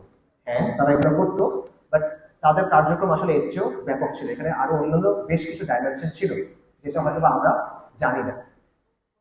ঐতিহাসিকরা বলেন, অনেক ঐতিহাসিক বলছেন যে ফরাইজি আন্দোলন ছিল ব্রিটিশ ভারতে, ব্রিটিশ শাসনামলে ভারতের প্রথম organise Islamic movement. Even Syed Ahmed শহীদের যে আন্দোলন, তরিকায়ে মুহাম্মাদিয়া যেটাকে বলে, বা বালাকোট আন্দোলন, তারও আগে আসলে এটা শুরু হয়েছে। কারণ সৈয়দ আহমেদ শহীদের অর্গানাইজ আন্দোলন শুরু হয়েছে উনি হজ থেকে ফেরার পর, দ্বিতীয়বার হজ থেকে ফেরার পর 1820-এর পর। হাজী শরীয়তুল্লাহ রাহিমাহুল্লাহর আন্দোলন শুরু 1818 থেকে। তো এই জন্য বলা হয়, অনেকে বলেন যে এটা হলো প্রথম অর্গানাইজ ইসলামী আন্দোলন। আমি তাদের এবং তাদের আন্দোলনের অর্থনৈতিক দিক ছিল, সামাজিক দিক ছিল, প্রশাসনিক দিক ছিল এবং রাজনৈতিক দিক ছিল। আমি সংক্ষেপে কয়েকটা দিক আপনাদেরকে বলি। দেখেন, কৃষকদের উপর জমিদার, সে সময় জমিদাররা এবং নীলকররা, তারা ব্যাপক অত্যাচার করতো এবং নানা ধরনের কর, ট্যাক্স তাদের উপর আরোপ করতো। হাজী শরীয়তুল্লাহ রাহিমাহুল্লাহ যেটা করলেন, উনি বললেন যে না, এই ট্যাক্সগুলো আসলে অবৈধ, এই ট্যাক্স দেওয়ার কোনো ইখতিয়ার জমিদারদের নাই, তোমরা ট্যাক্স দিবা না। কৃষকদের বলে তোমরা ট্যাক্স দিবা না। ওনার যে ছেলে ছিল মুহসিন উদ্দিন দুদুমিয়া, উনি বললেন, উনি একটা স্লোগান তৈরি করলেন যে লাঙ্গল যার জমিন তার, লাঙ্গল যার জমিন তার, মানে তার মানে হলো জমিদারকে আমরা তোমাদেরকে এই ট্যাক্স গুলা দিব না।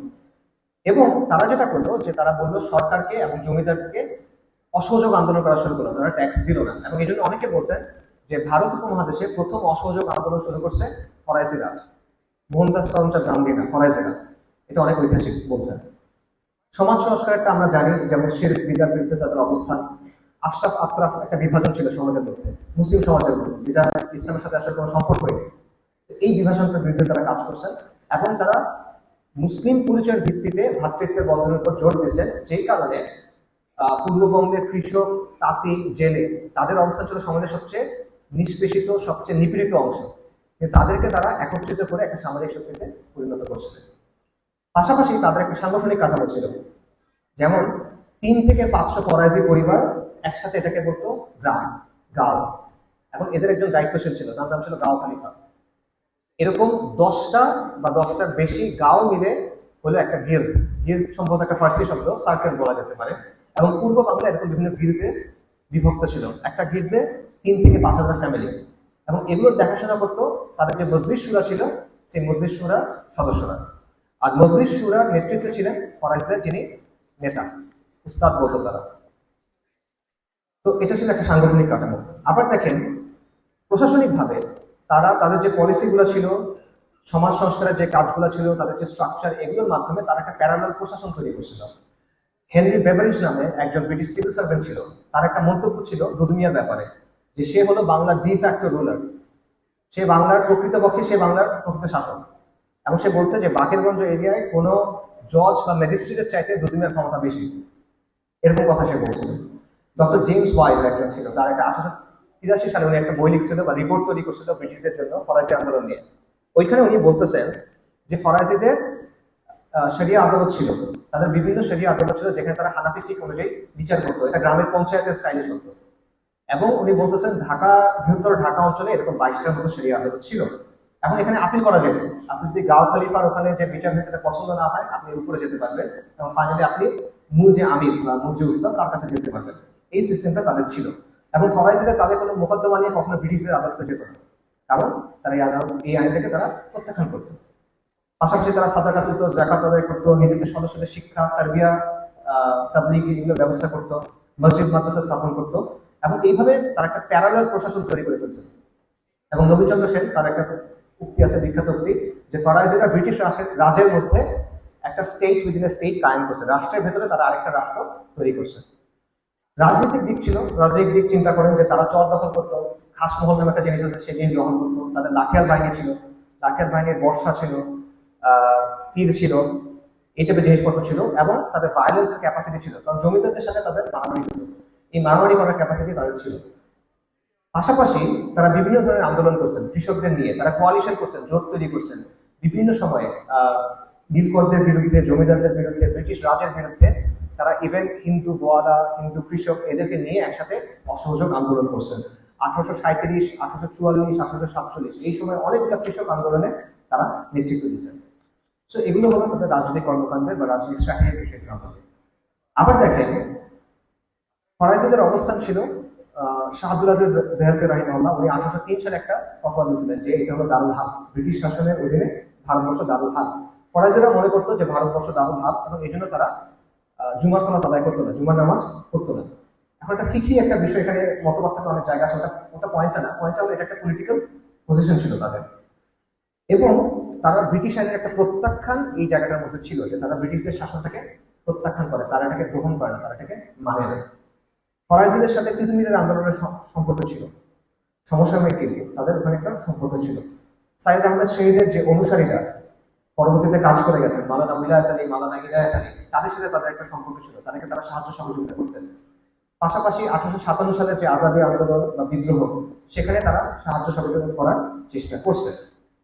কিন্তু ইন্টারেস্টিং বিষয় হলো তারা দারুল হার্ব বলছে, তারা তিতুমিরকে সাহায্য করছে, সাইদ আহমেদ শহীদের আন্দোলনকে সাহায্য করছে, কিন্তু তারা নিজেরা কিন্তু জিহাদ করে নাই।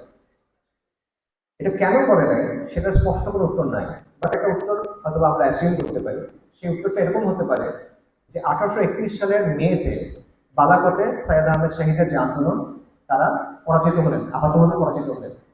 1831 নভেম্বরে বারাসাতে বাঁশের কেল্লা, তিতুমিরের যে বাঁশের কেল্লা, সেটাও পরাজিত হল, 6 মাসের ব্যবধান। এরপর হয়তো বা হাজি শরীফুল্লাহ মনে করছেন যে এই বাস্তবতায় ব্রিটিশদের বিরুদ্ধে সশস্ত্রভাবে কোনো আন্দোলন করা হয়তো বা সমীচীন না বা ভায়াবল না, হয়তো বা তারা চিন্তা করছেন। এই কারণে তারা একটা দীর্ঘমেয়াদী স্ট্র্যাটেজি গ্রহণ করছেন, যেটা উদ্দেশ্য ছিল সামাজিক শক্তি অর্জন, সামাজিক আন্দোলন, সমাজ পরিবর্তন ইত্যাদি ইত্যাদি। এবং এর মাধ্যমে তারা চেষ্টা করছেন সমাজের মধ্যে ইসলাহ আনতে, সমাজের মধ্যে তাজদীদ আনতে এবং জমিদার নীলকর ব্রিটিশ এদের মোকাবেলা করতে।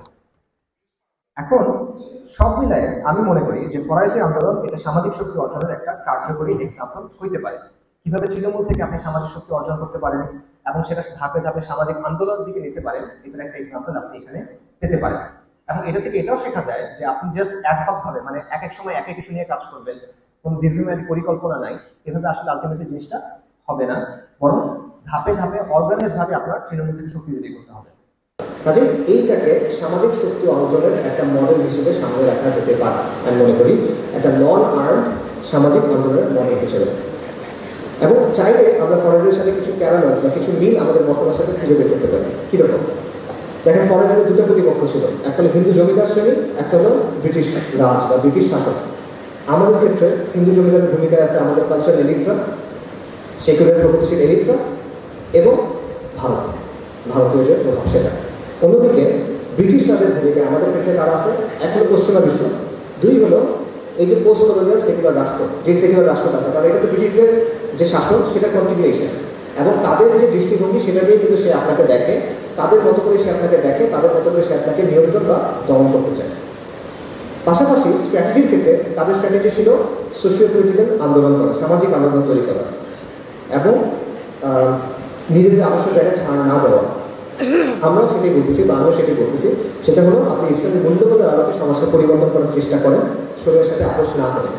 আবার দেখেন ফরাজিরা বলছিল যে ভারতবর্ষ তারা ভাব, কিন্তু তারা নিজেরা জিহাদ করে নাই বা তারা মনে করছেন যে এটা হয়তো তাদের জন্য ভায়াবল না, এই মুহূর্তে তারা হয়তো সেটা করতে পারতেছেন না।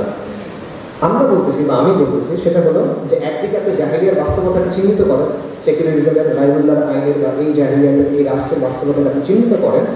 অন্যদিকে আমি সোশ্যাল অ্যাক্টিভিজমের কথা বলতেছি, আমি নন ভায়োলেন্ট অ্যাক্টিভিজমের কথা বলতেছি, কোনো সশস্ত্র আন্দোলনের কথাও বলতেছি না। সো এইভাবে কিছু মিল খুঁজে বের করা সম্ভব। এখানে একটা বিষয় বোঝা দরকার, সেটা হলো যে আমি আপনাকে হুবহু তাদেরকে কপি করতে বলতেছি না। ফর এক্সাম্পল ফরাজিরা জুমার নামাজ পড়ে নেন, আমি বলতেছি না যে আপনারা জুমার নামাজ পড়ে নেন। এবং ফরাজিদের লাঠের বাহিনী ছিল, আমি বলতেছি না যে আপনারা এখন ৩ জন নিয়ে লাঠের বাহিনী তৈরি করেন। অথবা তাদের শরীর আদালত ছিল, আপনারা সবাই বের হয়ে গিয়ে একটা আদালত কায়েম করেন, এগুলো আমি বলতেছি না। তাদের একটা হায়ারার্কিক্যাল অর্গানাইজেশন ছিল, একদম কেন্দ্রীয় একটা সংগঠনের মতো ছিল, আমি মজলিসুরা এটসেট্রা এটসেট্রা। আমি এটাও বলতেছি না যে আপনারা এরকম কিছু একটা তৈরি করেন। আমি হুবহু অনুসরণ করার কথা বলতেছি না, আমি বলতেছি অ্যাজ এ মডেল এখান থেকে শিক্ষা নেওয়া পসিবল। শরীরের সাথে আপোষ না করেও যে কাজ করা যায়, শূন্য থেকে শুরু করে যে সামাজিক শক্তি অর্জন করা যায়, সামাজিক আন্দোলন তৈরি করা যায়, এটার একটা প্রমাণ হলো ফরাজিরা, এটা একটা মডেল হলো ফরাজিরা। এখান থেকে আপনি শিক্ষা নেন, এখান থেকে আপনি চিন্তার খোরাক নেন। এটা 200 বছর আগে একটা বিষয়, রাইট? সো এটা সবসময় হুবহু একইভাবে আপনি প্রয়োগ করতে পারবেন, বাস্তবায়ন করতে পারবেন, এটা আসলে হবে না, পার্থক্য থাকবে। তো মিল থাকবে, অমিল থাকবে। এই মিল অমিলের জায়গাগুলো রেখে এখান থেকে কিছু শিক্ষা নেওয়া যায় কিনা বা চিন্তার খোরাক নেওয়া যায় কিনা, এই বিষয়টা আমি বলতেছি। আবারও বলতেছি, হুবহু অনুসরণ করতে বলতেছি না। আচ্ছা, এখন এখানে একটা প্রশ্ন আসে বা অনেকগুলো প্রশ্ন আসে। একটা প্রশ্ন হলো যে বর্তমানে কি আসলে এরকম কাজ করা যাবে কিনা? আমি যেটা বললাম এটা 200 বছর আগে উদাহরণ। বর্তমান পৃথিবীতে চেঞ্জ হয়ে গেছে অনেক। আর এখন তো মনে করেন রাজনীতি বলতে আমরা সবাই নির্বাচনী রাজনীতিকেই বুঝি।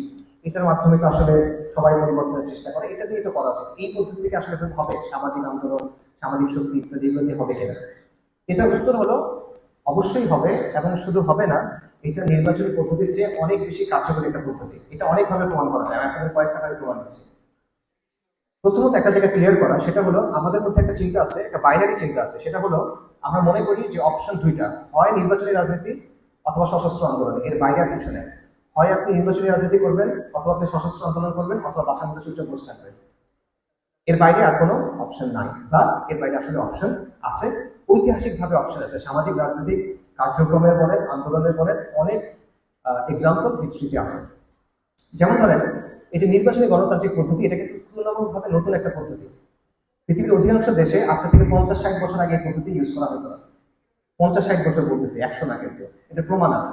আপনার স্যামুয়েল হান্টিংটনের নাম শুনছেন অনেকে, ক্লাস অফ সিভিলাইজেশন থিসিস, সেটা লেখক, রাইট? এই তত্ত্বের জনক। তার আরেকটা কাজ আছে, democratisation in the late 20th century. সেখানে সে বলতেছে যে 1925 সালের দিকে পৃথিবীতে নির্বাচনী গণতন্ত্র ছিল 29টা দেশে, 1962 সালের দিকে 36টা দেশে, 1990 এর দিকে এই সংখ্যাটা হচ্ছে 60। পৃথিবীতে বর্তমানে দেশ কয়টা? 180 প্লাস, রাইট? 190 প্লাস। 1990 এর দিকে 60টা। তাহলে এবং একই ধরনের তথ্য আছে দ্য ইকোনমিক্স এর ইন্টেলিজেন্স ইউনিটের একটা কাজ আছে, ডেমোক্রেসি ইন্ডেক্সের কাজ আছে, সিমিলার কথা, যে 60-70 দশক, মানে 1960-1970 এর আগে খুব অল্প দেশে নির্বাচনী গণতন্ত্রের, নির্বাচনী রাজনীতির পদ্ধতিটা ছিল। তো তার আগে কি মানুষ রাজনীতি করে নাই? তার আগে কি মানুষ আন্দোলন করে নাই? তার আগে মানুষ দাবি আদায় করে নাই? করছে তো। কিভাবে করছে তারা? এটা যদি একমাত্র পদ্ধতি হয় তাহলে তারা কিভাবে করছে? সো এটার বিভিন্ন পদ্ধতি আসলে ছিল। এগুলো নিয়ে আপনি বিস্তর আলোচনা লিটারেচারের মধ্যে আছে, একাডেমিক লিটারেচারে বিস্তর আলোচনা আছে। বিভিন্ন ধরনের সামাজিক এবং রাজনৈতিক কর্মকাণ্ডের অ্যাপ্রোচের কথা আপনি পাবেন। যেমন ধরেন আমি একটা নাম বলি, mass politics, social movement strategy, civil disobedience, syndicalism, direct action, non violent resistance ইত্যাদি। অনেকগুলো নাম আছে। মূল কথা, এগুলোর মৌলিক অর্থটা কি? মৌলিক অর্থ হলো এক্সট্রা পার্লামেন্টারি পলিটিক্স, মানে রাজনৈতিক কর্মকাণ্ড বা সামাজিক কর্মকাণ্ড যেটা পার্লামেন্টারি না, যেটা সংসদের মধ্যে দিয়ে হয় না, এর বাইরেও অনেক কিছু করার আছে। এবং এগুলোর ইতিহাস অনেক লম্বা, সমৃদ্ধ এবং সফল। এগুলোর ইতিহাস অনেক লম্বা, সমৃদ্ধ এবং সফল। কেন?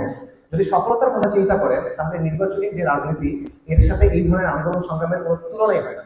গত 150 বছরে যতগুলো মিনিংফুল, অর্থবহ সামাজিক রাজনৈতিক পরিবর্তন আসছে পুরো পৃথিবীতে, তার কোনোটা নির্বাচনী রাজনীতির মাধ্যমে দিয়ে আসে নাই, কোনো একটা না। কিন্তু এভাবে অনেকগুলো আসছে। আমি একটা এক্সাম্পল দিই। বৈপ্লবিক পরিবর্তনের কথা যদি বলেন, যে এক ব্যবস্থা গিয়ে আরেক ব্যবস্থা আসছে, এটার এক্সাম্পল দেখেন। রাশিয়ার বিপ্লব, চীনের বিপ্লব, কিউবার বিপ্লব, যেখানে সিস্টেম পরিবর্তন হয়ে অন্যভাবে আসছে। নির্বাচনী রাজনীতির মাধ্যমে আসে নাই। আচ্ছা, মুসলিম বিশ্বে দেখেন, ইমারতে রিফ, মোহাম্মদ বিন আব্দুল করিম আল খাত্তাবী একটা ইমারা কায়েম করছিলেন, ইসলামী ইমারা কায়েম করছেন, যেটা শরিয়া দিয়ে শাসন হতো। এটা 1921 থেকে 1926 পর্যন্ত টিকেছিল মরক্কোতে। এটা হলো উসমানীদের পর প্রথম শরিয়া শাসনের এক্সাম্পল বলা যেতে পারে। সেটা নির্বাচনী পদ্ধতির মাধ্যমে হয় নাই। ইরানের যে শিয়া বিপ্লব আসছে, সেটা নির্বাচনী পদ্ধতির মাধ্যমে হয় নাই। আফগানিস্তানে যে 2বার ইসলামী ইমারত কায়েম হয়েছে, এটা নির্বাচনী পদ্ধতির মধ্য দিয়ে হয় নাই। আচ্ছা, এটা হলো বৈপ্লবিক পরিবর্তন। সমাজ সংস্কারের পরিবর্তন কিভাবে আসছে আপনি দেখেন। বড় বড় কিছু এক্সাম্পল দিই। ফিলিস্তিনের প্রথম ইন্তিফাদা 1987 থেকে 93 পর্যন্ত প্রথম যে ইন্তিফাদা, এখন এটাকে মনে হয় থার্ড ইন্তিফাদা বলে বা আরো কিছু একটা। এই প্রথম ইন্তিফাদা নির্বাচনী পদ্ধতিতে হয় নাই। আমেরিকার সিভিল রাইটস মুভমেন্ট, যেটার মাধ্যমে খ্রিস্টানরা তাদের অধিকার পাইছে নির্বাচনের, ভোট দেওয়ার এবং অন্যান্য আরো অনেক অধিকার, সেটা নির্বাচনী পদ্ধতিতে হয় নাই। লেবার রাইটস মুভমেন্ট, শ্রম অধিকার, যেটা যে 8 আওয়ার ওয়ার্ক ডে, যে 8 ঘন্টা কাজ হবে, চেয়ে বেশি না, শিশু শ্রম হবে না, ওয়ার্ক প্লেসে নিরাপত্তা লাগবে, এগুলো কিভাবে হয়েছে? এরকম আন্দোলনের মাধ্যমে আসছে, নির্বাচনের মাধ্যমে আসে নাই। সাউথ আফ্রিকাতে বর্ণবাদী শাসন ছিল, এটা যে অবসান হলো আন্দোলনের মাধ্যমে। এটাকে বলা হয় অ্যান্টি অ্যাপার্থাইড মুভমেন্ট বা বর্ণবাদ বিরোধী আন্দোলন। নির্বাচনী ভাবে হয় নাই, এটা আন্দোলন সংগ্রামের মাধ্যমে আসছে।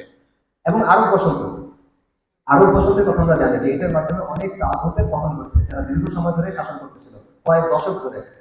তাদের যে পতন ঘটছে, সেটা কিন্তু নির্বাচনী গণতন্ত্রের মাধ্যমে হয় নাই বা নির্বাচনী পদ্ধতির মাধ্যমে হয় নাই। বরং এটা বলার সুযোগ আছে যে একবার পতন হওয়ার পর, আন্দোলনের মাধ্যমে পতন হওয়ার পর যখন নির্বাচনে গেছে, তখন ওই অর্জনগুলো নষ্ট হয়ে গেছে। এই প্রমাণ আছে। আচ্ছা, সো এইগুলোর উদাহরণ হলো, প্রথমে আমি বৈপ্লবিক পরিবর্তন উদাহরণ দিলাম, এগুলো হলো সংস্কারের উদাহরণ। এখানে আমূল পরিবর্তন আসে নাই এর মাধ্যমে। ফর এক্সাম্পল, আরব বসন্তের মাধ্যমে আমূল কোনো পরিবর্তন আসে নাই, কিন্তু সংস্কার আসছে, কিছুটা হলেও সংস্কার আসছে। এবং এই যতগুলো আন্দোলন বললাম সংস্কারের, এগুলোতে কি পদ্ধতি ছিল? বয়কট, অবস্থান ধর্মঘট, বিক্ষোভ, হরতাল, গণ আন্দোলন, এই টাইপের জিনিসপত্র, সামাজিকভাবে সংগঠিত হওয়া, তৃণমূল থেকে শক্তি তৈরি করা, অর্গানাইজড হওয়া, এই ব্যাপারগুলো ছিল। নির্বাচনী পদ্ধতি ছিল না। সো আমি দুই ধরনের পরিবর্তনের কথা আপনাদেরকে বললাম, একটা হলো বৈপ্লবিক পরিবর্তন, একটা হলো সংস্কারমূলক পরিবর্তন। এই দুই ধরনের কোনোটাই নির্বাচনের গণমাধ্যমে, নির্বাচনী পদ্ধতির মাধ্যমে আসে নাই বললেই চলে। কাজে সামাজিক বলেন, রাজনৈতিক বলেন, দুই ক্ষেত্রে আপনি যদি পরিবর্তন আনতে চান, বৈপ্লবিক বলেন, সংস্কার বলেন, এটা অনেক বেশি ভায়াবল পদ্ধতি, এটা অনেক বেশি ইফেক্টিভ পদ্ধতি। কিন্তু নির্বাচনী পদ্ধতির মধ্যে এরকম কোনো এক্সাম্পল নাই। এবার আমি আপনাকে আমাদের দেশের এক্সাম্পল দিই। আমাদের দেশে যত বড় বড় পরিবর্তন আসছে, 69-এর গণ অভ্যুত্থান, 71, 90-এর গণ অভ্যুত্থান, জুলাইয়ের অভ্যুত্থান, নির্বাচনী পদ্ধতিতে কোনটা হয়েছে বড়? একটা নির্বাচন পদ্ধতি হয় নাই। এবং আমরা তো শুনতেছেন, এই কথাটা আপনারা শুনতেছেন না, যে সংবিধান ভেঙে তো আমরা অভ্যুত্থান করি নাই, নিয়মের মধ্যে দিয়ে তো আমরা অভ্যুত্থান করি নাই, এই কথাটা এখন হচ্ছে। এবং একটা আশঙ্কা আছে যে নির্বাচন দিব না, নির্বাচন পরে দিতে হবে। কেন? নির্বাচন দিলে সংস্কার হবে না, তাই না? সো আপনারা যেটাকে মূল পদ্ধতি, মানে আমরা আমাদের সমাজ যেটাকে মূল পদ্ধতি মনে করে, আবার আমাদের সমাজ থেকেই বলে যে আসলে এটাকে সংস্কারও আসবে না। এটা হলো বাস্তব। আর কি এক্সাম্পল লাগবে আপনার কাছে? আপনি বাংলাদেশের ইসলাম পদ্ধতির এক্সাম্পল দেখেন। বাংলাদেশের যে অর্জনগুলো আছে, আংশিক অথবা পূর্ণাঙ্গ, এই সবগুলো আসছে গণ আন্দোলনের মাধ্যমে। মুফতি আমির রাহিমাহুল্লাহ, শাইখুল হাদিস রাহিমাহুল্লাহ, আল্লামা আহমদ শফি রহমাহুল্লাহ বা অন্যান্য ইসলাম পন্থীদের যতগুলো আন্দোলন আছে, সফল আছে, কোনটা নির্বাচনী পদ্ধতিতে আসছে? তসলিমা নাসরিনের বিরুদ্ধে যে আন্দোলন, এটা কিভাবে হয়েছে? কোথায় হয়েছে? রাজপথে হয়েছে। সিধো সনদ যে বাতিল করা, কোথায় হয়েছে? গণ আন্দোলন হয়েছে। 2013 সালে যে হেফাজত ইসলামের আন্দোলন, 77 যে আন্দোলন, কোথায় হয়েছে? নির্বাচনী পদ্ধতিতে হয়েছে কিনা? হয় না, গণ আন্দোলনের মাধ্যমে হয়েছে। এগুলো তো অর্জন। আর নির্বাচনী রাজনীতির মাধ্যমে কি পাইছেন আপনি? আপনি কিছুই পাননি, বরং যারা সফের পোশাকের মানুষ, তাদের পোশাকে দাগ আছে। আপনার এই যে এমন সব মানুষের সাথে জোট করতে হয়েছে, এমন সব দেশকে মেনে নিতে হয়েছে, যেটা কোনোভাবেই ইসলামী আদর্শ বলেন, ইসলামী রাজনীতি বলেন বা আলেমানাবাদের যে শান বা মর্যাদা বলেন, সেটা যায় না। এটা বাস্তবতা, এটা কঠিন বাস্তবতা, যেটা আপনি রেটরিক দিয়ে বা আবেগ দিয়ে বাঁচাতে দিতে পারবেন না।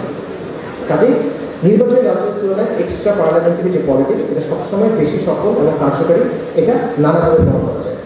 পাশাপাশি নির্বাচনী রাজনীতি নিয়ে তো আসলে আরও অনেক কথা থাকে, যে এখানে মনে করেন থিওলজিক্যাল বা আকাইদিকভাবে সেরিকভাবে বিভিন্ন আপত্তির কথা থাকে। এটা আপাতত আমি আজকে গেলাম না। আমি অন্য কয়েকটা পয়েন্ট বলি যে নির্বাচন রাজনীতির আরও কিছু প্রবলেম আছে। একটা পয়েন্ট তো অলরেডি বলছি যে এটার মাধ্যমে বৈপ্লবিক পরিবর্তন তো সম্ভবই না, এটার মাধ্যমে অর্থবহ সংস্কারও সম্ভব না। ঠিক আছে, এটার মাধ্যমে বৈপ্লবিক সম্ভব না, অর্থবহ কোনো মিনিংফুল কোনো সংস্কার সম্ভব না। এটা অকার্যকর, অদক্ষ, ইনএফেক্টিভ একটা পদ্ধতি। আরেকটা দুর্বলতা হলো যে এটা আসলে সমাজের, ওই যে বললাম যে সমাজের চিন্তার একটা কাঠামো তৈরি করে দেয়, সেগুলোর প্রগতিশীল না, এটাকে আপনি এটার জায়গা থেকে চ্যালেঞ্জ করতে পারবেন না। কারণটা হলো, একটা কথা আছে, সেটা হলো politics is down stream from culture. মানে হলো সংস্কৃতি আর সমাজ হলো উজানে, আর রাজনীতি হলো ভাটিতে। এখন পানি কি উজান থেকে ভাটিতে আসে না ভাটি থেকে উজানে যায়? উজান থেকে ভাটিতে আসে। এটা সমাজের যে মূল্যবোধ থাকে, সংস্কৃতির যে মূল্যবোধ থাকে, সেটা রাজনীতিকে প্রভাবিত করে। এটার মানে কি? এটার মানে হলো রাজনৈতিক দলগুলো সমাজের মূল্যবোধ দ্বারা প্রভাবিত হয়, তারা সমাজের মূল্যবোধকে পরিবর্তন করতে পারে না। এটা হয় না। এই জন্য আপনি দেখবেন যে যখন সমাজের মূল্যবোধ পরিবর্তন হয়, তখন রাজনৈতিক দলগুলোর কথা পরিবর্তন হয়ে যায়, তাদের ভাষা পরিবর্তন হয়ে যায়, তাদের স্লোগান পরিবর্তন হয়ে যায়, তাদের লেবাস পরিবর্তন হয়ে যায়, তাদের দাড়িটা একটু ছোট হয়, তাদের প্যান্টটা একটু লম্বা হয়। অর্থাৎ রাজনৈতিক দল সবসময় সমাজের প্রচলনকে মেনে নেয়। বিপ্লবী দল না, বিপ্লবী দলের কিন্তু ব্যাপারটা ডিফারেন্ট। সাধারণ গতানুগতিক রাজনৈতিক দল সবসময় প্রচলনের ভেতরে কাজ করে, এটাই নিয়ম। কাজেই আপনি সমাজের বয়ানকে নিয়ন্ত্রণ করতে পারতেছেন না, সমাজের বয়ান আপনাকে নিয়ন্ত্রণ করতেছে, এটা বাস্তব। কাজেই এরকম যখন আপনি করবেন, তার নিয়মের ভিতরে, তার সীমানার ভিতরে আপনি কাজ করতেছেন, তখন বারবার আপনার নিজেকে পরিবর্তন করতে হবে। তখন আপনার ইসলামী বিপ্লবের চিন্তা হয়ে যাবে কল্যাণ রাষ্ট্র, ইসলামী ইকামতের দিনের চিন্তা হয়ে যাবে কল্যাণ রাষ্ট্র, এবং এটা হবে, এটা এই পথের অবধারিত ফল। আচ্ছা, সো আপনি সিস্টেমের সাথে খাপ খাওয়ানোর চেষ্টা করবেন, এবং এটা করতে গিয়ে নিজেকে আবশ্যক জায়গায় আপনাকে আপোষ করতে হবে, নিজেকে পরিবর্তন করতে হবে, এবং এটাই সবসময় হয়। এটা এমন একটা মেশিন, এই মেশিনের ভিতরে ঢুকলে ওই সাইডে এই জিনিসটাই বাইরে হবে, হাউস অফ স্পিরিটস, এর ব্যতিক্রম কখনো হবেন না। এবং এটা মানুষের মধ্যে কনফিউশন তৈরি করে। আপনি বলবেন যে পশ্চিমা ধর্ম হয় গণতন্ত্র, এটা খুব খারাপ। আপনি বলবেন যে গণতন্ত্র ইসলামের সাথে সাংঘর্ষিক, আবার মানুষ দেখবে যে আপনি ওই পদ্ধতির মধ্যেই গেছেন। কারণ মানুষ কিন্তু এত চিন্তা করবে না, সে দুটা জিনিস একসাথে, বিপরীত জিনিস একসাথে ধারণ করতে পারবে না। এটার নাম আছে কম্পিটিভ ভিজুয়ালাইজ করা। দুটা জিনিস সে ধারণ করতে পারবে না। তখন কি হয়?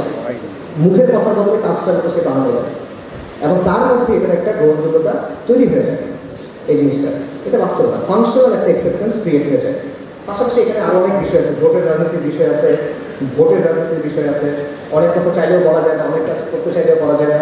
এবং একটা এক্সাম্পল আছে, আপনারা মনে করেন গত 1 বছর ধরে ফিলিস্তিনে যে গণহত্যা হচ্ছে, এটা নিয়ে বাংলাদেশে কিন্তু যত বড় আন্দোলন হওয়ার কথা ছিল, এরকম কিছু হয় না। এরকম কোনো কিছুই, মানে কোনো কর্মসূচি আসলে হয় নাই। কেন হয় নাই? কারণ ওই সময়টা একটা চিন্তা ছিল যে আমেরিকা রাগ করবে। মনে আছে আপনার ওই সময়টার কথা? 6 তারিখ নির্বাচন ছিল, রাইট? 6 জানুয়ারি নির্বাচন ছিল। একটা প্রবল বিশ্বাস ছিল যে আমেরিকা হয়তো বা সাহায্য করে সেটা থেকে পালা দিল বা কিছু একটা হবে। তো আমেরিকা যদি এখন মন খারাপ করে, এই জন্য তখন কিন্তু কিছু করা যায় না। ট্রান্সজেন্ডার ইস্যুটা দেখেন, তেমন কিছু করা যায় না। গতানুগতিক রাজনৈতিক জায়গা থেকে কিন্তু এগুলো নিয়ে কথা হয় না। কোথেকে আসছে? সামাজিক জায়গা থেকে আসছে, সেগুলো বাস্তবতা। এরকম আরও আসলে অনেক বিষয় আছে যে এটাতে আপনার সব পরিকল্পনা নির্বাচন কেন্দ্রিক করতে হয়, এবং এটার কারণে আপনি অন্য জায়গায় আসলে ফোকাস করতে পারেন না। তো আলটিমেটলি এটা প্রবলেমটা কি, যে এই পদ্ধতিটার মধ্যে গেলে আপনি যে হেজেমনিটা আছে, বা তাদের যে বয়ানগুলো আছে, তাদের যে চিন্তার কাঠামো আছে, যেটা তারা সমাজের উপর চাপায় দিয়েছে, এটাকে আপনি চ্যালেঞ্জ করা, এটাকে ভাঙা, এই কাজটা আসলে করা যায় না। বরং আপনার ওদের সাথে মিশে যেতে হয়, এবং একটা সাংঘর্ষিক অবস্থা তৈরি হয়, যেটা টেকসই হয় না, একসময় এটা কোলাপস করে। এবং এই কারণে দেখবেন গত 150 বছরে মৌলিক কোনো পরিবর্তন, বৈপ্লবিক পরিবর্তন বা সংস্কার কখনোই নির্বাচনী পদ্ধতির মাধ্যমে আসে নাই। যেটা আসছে সেটা আসছে সামাজিক আন্দোলন সংগ্রামের মাধ্যমে, বা রাজনৈতিক আন্দোলন সংগ্রামের মাধ্যমে, বা রাজপথের আন্দোলন সংগ্রামের মাধ্যমে, যেটাকে আপনি এক্সট্রা পার্লামেন্টারি পলিটিক্স বলতে পারেন। এটা তত্ত্ব না, এটা বাস্তবতা। বর্তমানের অতীতের অনেক উদাহরণ এখানে আছে, কিছু আমি আপনাদেরকে দিলাম। ইভেন বাংলাদেশে গত 10 থেকে 12 বছরের কথা চিন্তা করেন, বড় বড় সবগুলো আন্দোলনের কথা চিন্তা করেন। হেফাজত ইসলামের আন্দোলন, নিরাপদ সড়ক, প্রথম কোটা আন্দোলন, জুলাই কোটা আন্দোলন, যেটা পরবর্তীতে গণঅভ্যুত্থানে পরিণত হয়েছে, এগুলোর একটাও গতানুগতিক রাজনৈতিক প্রক্রিয়ার মধ্যে আসে নাই। এগুলোর একটাও গতানুগতিক রাজনৈতিক শক্তি দিয়েও শুরু হয় নাই। কাজেই এই পদ্ধতি আপনাকে সুযোগ দিবে, যেটা আসলে নির্বাচন বুঝিয়ে দেয় না। এটা প্র্যাগমেটিক কথা, মানুষ মনে করে যে ঠিক আছে আমরা বাস্তব বুঝি না, এটা সেটা, এটা বাস্তবতা। আপনারা যেটা বলতেছেন ওটা ফ্যান্টাসি, এটা বাস্তবতা, এটা ঐতিহাসিক বাস্তবতা, এটা বর্তমানের বাস্তবতা। এখন কয়েকটা পয়েন্ট স্পষ্ট করি আমি। আমি যে কথাটা বলতেছি এটা হলো সোশ্যাল অ্যাক্টিভিজমের কথা, আমি এটাকে শরিয়া কায়েমের পদ্ধতি হিসেবে বলতেছি না, ঠিক আছে? আমি বলতেছি না যে অ্যাক্টিভিজমের মাধ্যমে শরিয়া কায়েম হয়ে যাবে বা এটা শরিয়া কায়েমের একটা নতুন মানহাজ। আমি বলতেছি না যে সোশ্যাল অ্যাক্টিভিজম করলে আপনি তামকিন অর্জন করতে পারবেন এবং এখানে শরিয়া কায়েম হবে, এই কথাটা আমি বলতেছি না। শরিয়া কায়েম হবে যদি কখনো হয়, ইনশাআল্লাহ আল্লাহ আমাদের প্রতিশ্রুতি দিচ্ছেন, শরিয়া কায়েম হবে বৈপ্লবিক পরিবর্তনের মাধ্যমে, এটাতে কোনো ডাউট নাই। সংস্কারের কোনো পদ্ধতির মাধ্যমে এটা কখনো হবে না। এবং এগুলো নতুন কোনো কথা না। মাওলানা আব্দুর রহিম রাহিমাহুল্লাহ, আবারও ওনার কথা বলি, উনি আজকে থেকে 30-40 বছর আগে বই লিখে গেছেন, গণতন্ত্র না পূর্ণাঙ্গ ইসলামী বিপ্লব আপনারা করতে পারেন, ওইখানে যা যা বলার মোটামুটি সব বলে গেছেন, তার জন্য নতুন কোনো কথা না। এবং আপনি যদি ইতিহাসের দিকে তাকান, আমি ফিকের আলাপ করতেছি না, মাসনা মাসালের কথা বলতেছি না, আমি ইতিহাসের কথা বলতেছি, তাহলে আপনারা দেখেন যে সিরাতের ক্ষেত্রে মদিনার পরিবর্তনটা কীভাবে আসছে, মক্কার ফাতা যেটা ছিল সেটা কীভাবে হয়েছে, বা ইভেন ইয়েমেনে ফায়রুজাদ দাইলামি রাদিয়াল্লাহু আনহু তিনি যখন ইয়েমেনের নিয়ন্ত্রণ নিলেন আল্লাহ সুবহানাহু ওয়া তাআলার কাছ থেকে, তখন সেটা কীভাবে হয়েছে।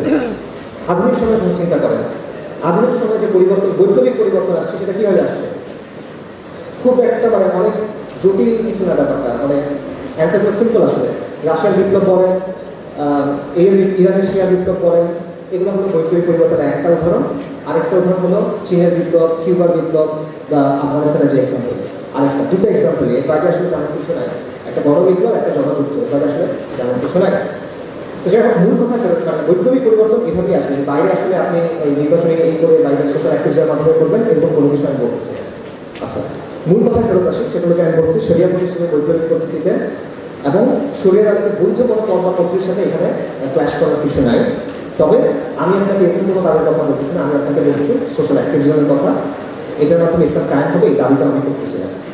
আরেকটা বিষয় হলো, মনে করেন ধরেন ঠিক আছে কেউ শরিয়া কায়েমের জন্য কাজ করতেছে, ভালো, আলহামদুলিল্লাহ, আল্লাহ তাদের সফলতা দান করে, কিন্তু এই প্রসেসটা তো লম্বা একটা প্রসেস, এটা তো আমরা স্বীকার করি, এটা তো 1-2 দিনের প্রসেস না, দশক ব্যাপী প্রসেস বা একাধিক দশকের একটা প্রসেস অ্যাটলিস্ট। তো এই সময়টাতে আপনার কী হবে? আমাদের সমাজের যে সংকটগুলো আছে, এই সময়টা আপনি কী করবেন? এই সময়টা এভাবে রেখে দেবেন আপনি? এখানে একটা প্রশ্ন আছে, মনে করেন একটা জাহাজ সমুদ্রের মধ্যে, ঝড়ের মধ্যে পড়ছে, ক্যাপ্টেন মারা গেছে, কম্পাস হারা গেছে জাহাজটা, প্লাস জাহাজটার নিচে ফুটা হয়ে গেছে, পানি উঠতেছে। এখন আপনি কী করবেন? আপনি গন্তব্যে যাওয়ার দিকে ফোকাস করবেন নাকি পানিটা বন্ধ করবেন? পানি বন্ধ করতে হবে, আপনার কোনো কিছু করার নেই। সো গন্তব্যে পৌঁছানো অবশ্যই এটা হচ্ছে শরিয়া প্রতিষ্ঠা করা, কিন্তু আপনার এই কাজটাই করতে হবে। এই কাজটা যদি আপনি না করেন, আপনি ওখানে পৌঁছাতে পারবেন না। সো আমি যেটা বলছি সেটা হচ্ছে এই কাজটা করা গুরুত্বপূর্ণ। এখন একটা প্রশ্ন আপনি করতে পারেন যে ভাই ঠিক আছে আপনি এগুলো বলতেছেন, কিন্তু এগুলোর মাধ্যমে তো শরিয়া কায়েম হবে না, আপনি নিজেই বলবেন, তাহলে এই কাজটা কেন করবেন? শরিয়া কায়েম যেহেতু হবে না, কাজটা কেন করবেন? এই প্রশ্নের উত্তর হলো যে আপনি মসজিদ মাদ্রাসায় টাকা কেন দেন? আপনি দাওয়াত তাবলীগ কেন করেন? আপনি ইসলামী মজলিস কেন করেন? এগুলোর মাধ্যমে শরিয়া কায়েম হবে? হবে বলেন? দাওয়াত তাবলীগের মাধ্যমে শরিয়া কায়েম হবে? মসজিদ মাদ্রাসা বানানোর মাধ্যমে এটা হবে? হবে না। তার মানে কি এই কাজগুলোর গুরুত্ব নাই? অবশ্যই আছে কাজগুলোর গুরুত্ব। একইভাবে যেই কারণে গুরুত্ব থাকার কারণে, প্রয়োজন থাকার কারণে, ফজলত থাকার কারণে আমরা এই কাজগুলো করি, শরিয়া তাকাজা থাকার কারণে এই কাজগুলো করি, একইভাবে এই কাজটা আপনি করেন। এটার মাধ্যমে হবে না, তার মানে এটা না যে এই কাজটা কোনো প্রয়োজনীয়তা নাই। আমি যেটা বলছি সেটা হলো যে আমাদের মারাত্মক ধরনের ক্রাইসিস আছে এবং বর্তমান অবস্থা চলতে থাকলে আমরা এই ক্রাইসিসটা আরও ঘনীভূত হবে। সো এই কারণে আমাদের এখানে যতগুলো দিনই মেহনত চলতেছে, এগুলোর কোনোটার সাথে কোনো শরিয়া সম্মত কোনো কাজের সাথে কোনো বিরোধিতা নাই। এই সবগুলো কাজকে আমরা সমর্থন করি, এই সবগুলো কাজকে আমরা যুক্ত হইতে হবে, কিন্তু আলাদাভাবে সামাজিক শক্তি অঞ্চলের যে কাজ, এই কাজটার প্রয়োজন আছে। এই কাজটার জন্য স্বতন্ত্র কিছু প্রয়োজন কাজ দরকার, এই কাজটার জন্য স্বতন্ত্র কিছু উদ্যোগ দরকার, এতটুকুই বলি, সে বেশি কিছু না, ঠিক আছে? সো এমন এভাবে চিন্তা করেন যে আমরা সবাই মুনাফার কথা চিন্তা করছি শরিয়া কায়েম করার জন্য, কিন্তু একটা মুনাফার কথা অবশ্যই এটা প্রয়োজন আছে, কিন্তু একটা নীতি আছে যে মুনাফার আগে আপনার মূলধন রক্ষা করতে হবে। তারপর মূলধন তো হুমকির মুখে, আপনার মূলধন যদি না সেটা হুমকির মুখে। সো এই মূলধন রক্ষার জন্য কাজ করা প্রয়োজন। এবং আমি বলতেছি যে বাংলাদেশের যে কোনো ইসলামী কাজ, যে কোনো দিনই কাজ আপনি যদি দীর্ঘমেয়াদে ভালোভাবে করতে চান, এই সামাজিক শক্তিটা আপনার লাগবে। এখন আপনি অন্য যে কোনো কাজ করতে চান, কোনো সমস্যা নেই, এটার সাথে কোনো দ্বিমত নাই, এটার সাথে কোনো বিরোধিতা নাই, যতক্ষণ পর্যন্ত এটা শরিয়া সম্মত। আপনি কাজগুলো করেন, এই কাজগুলো যদি আমরা দোয়া করি, এই কাজগুলোতে আমরা এক হবো, নো প্রবলেম। বাকি এইখানে যে শূন্যতা আছে সেটা পূরণ করতে হবে। আমরা শেষ করি, সেটা হলো যে তারপরও আপনি একটা কথা আমাকে বলতে পারেন যে ভাই ঠিক আছে এত কিছু বললাম, কিন্তু আলটিমেটলি এটা করে তো এন্ড গেমটা কি, এটার এন্ড রেজাল্টটা কি? ঠিক আছে আপনি এই কাজ করে গেলেন, আপনি সামাজিক শক্তি অর্জন করলেন, তারপরে কি? শরিয়া যদি কায়েম না হয় তাহলে একসময় এটা আবার অবনতির দিকে আসবে, তাই না? হ্যাঁ, আসবে, এটা বাস্তবতা। যতক্ষণ পর্যন্ত শরিয়া কায়েম না হবে আমাদের সমস্যার কোনো স্থায়ী সমাধান আসবে না, এটা স্পষ্ট থাকা উচিত আমার সমাজের কাছে। এবং এটা ফরাইজিদের ক্ষেত্রেও হয়েছে। ফরাইজিদের ক্ষেত্রে আপনারা দেখেন যে তারা সামাজিক শক্তি অর্জন করছে, সামাজিক আন্দোলন বানাইছে, সমাজ পরিবর্তন করছে, কিন্তু কোনো একটা কারণে তারা তামকিন কিন্তু অর্জন করতে পারে নাই, যেই কারণে পরবর্তীতে আন্দোলন কিন্তু অবনতির দিকে গেছে। আন্দোলন ওই জায়গাতে পরে আগাতে পারে না। আচ্ছা, ডিক্লাইন হয়েছে, এই সম্ভাবনা এখানেও আছে। আপনি যদি সামাজিক শক্তি অর্জন করলেন কিন্তু আপনি শরিয়া কায়েম হলো না, তাহলে এই সম্ভাবনা বা এই আশঙ্কা আছে। কিন্তু আমি মনে করি সেই ক্ষেত্রেও এটা আপনার জন্য বেস্ট অপশন এই কাজটা করা, কারণ আপনার হাতে বিকল্প অপশন কি আছে? আমরা এখন যে কাজগুলো করতেছি এটুকু যদি আমরা করি, নতুন কিছু অ্যাড না করি, তাহলে রেজাল্টটা কি? তাহলে রেজাল্টটা হলো যে অবস্থার অবনতি হবে।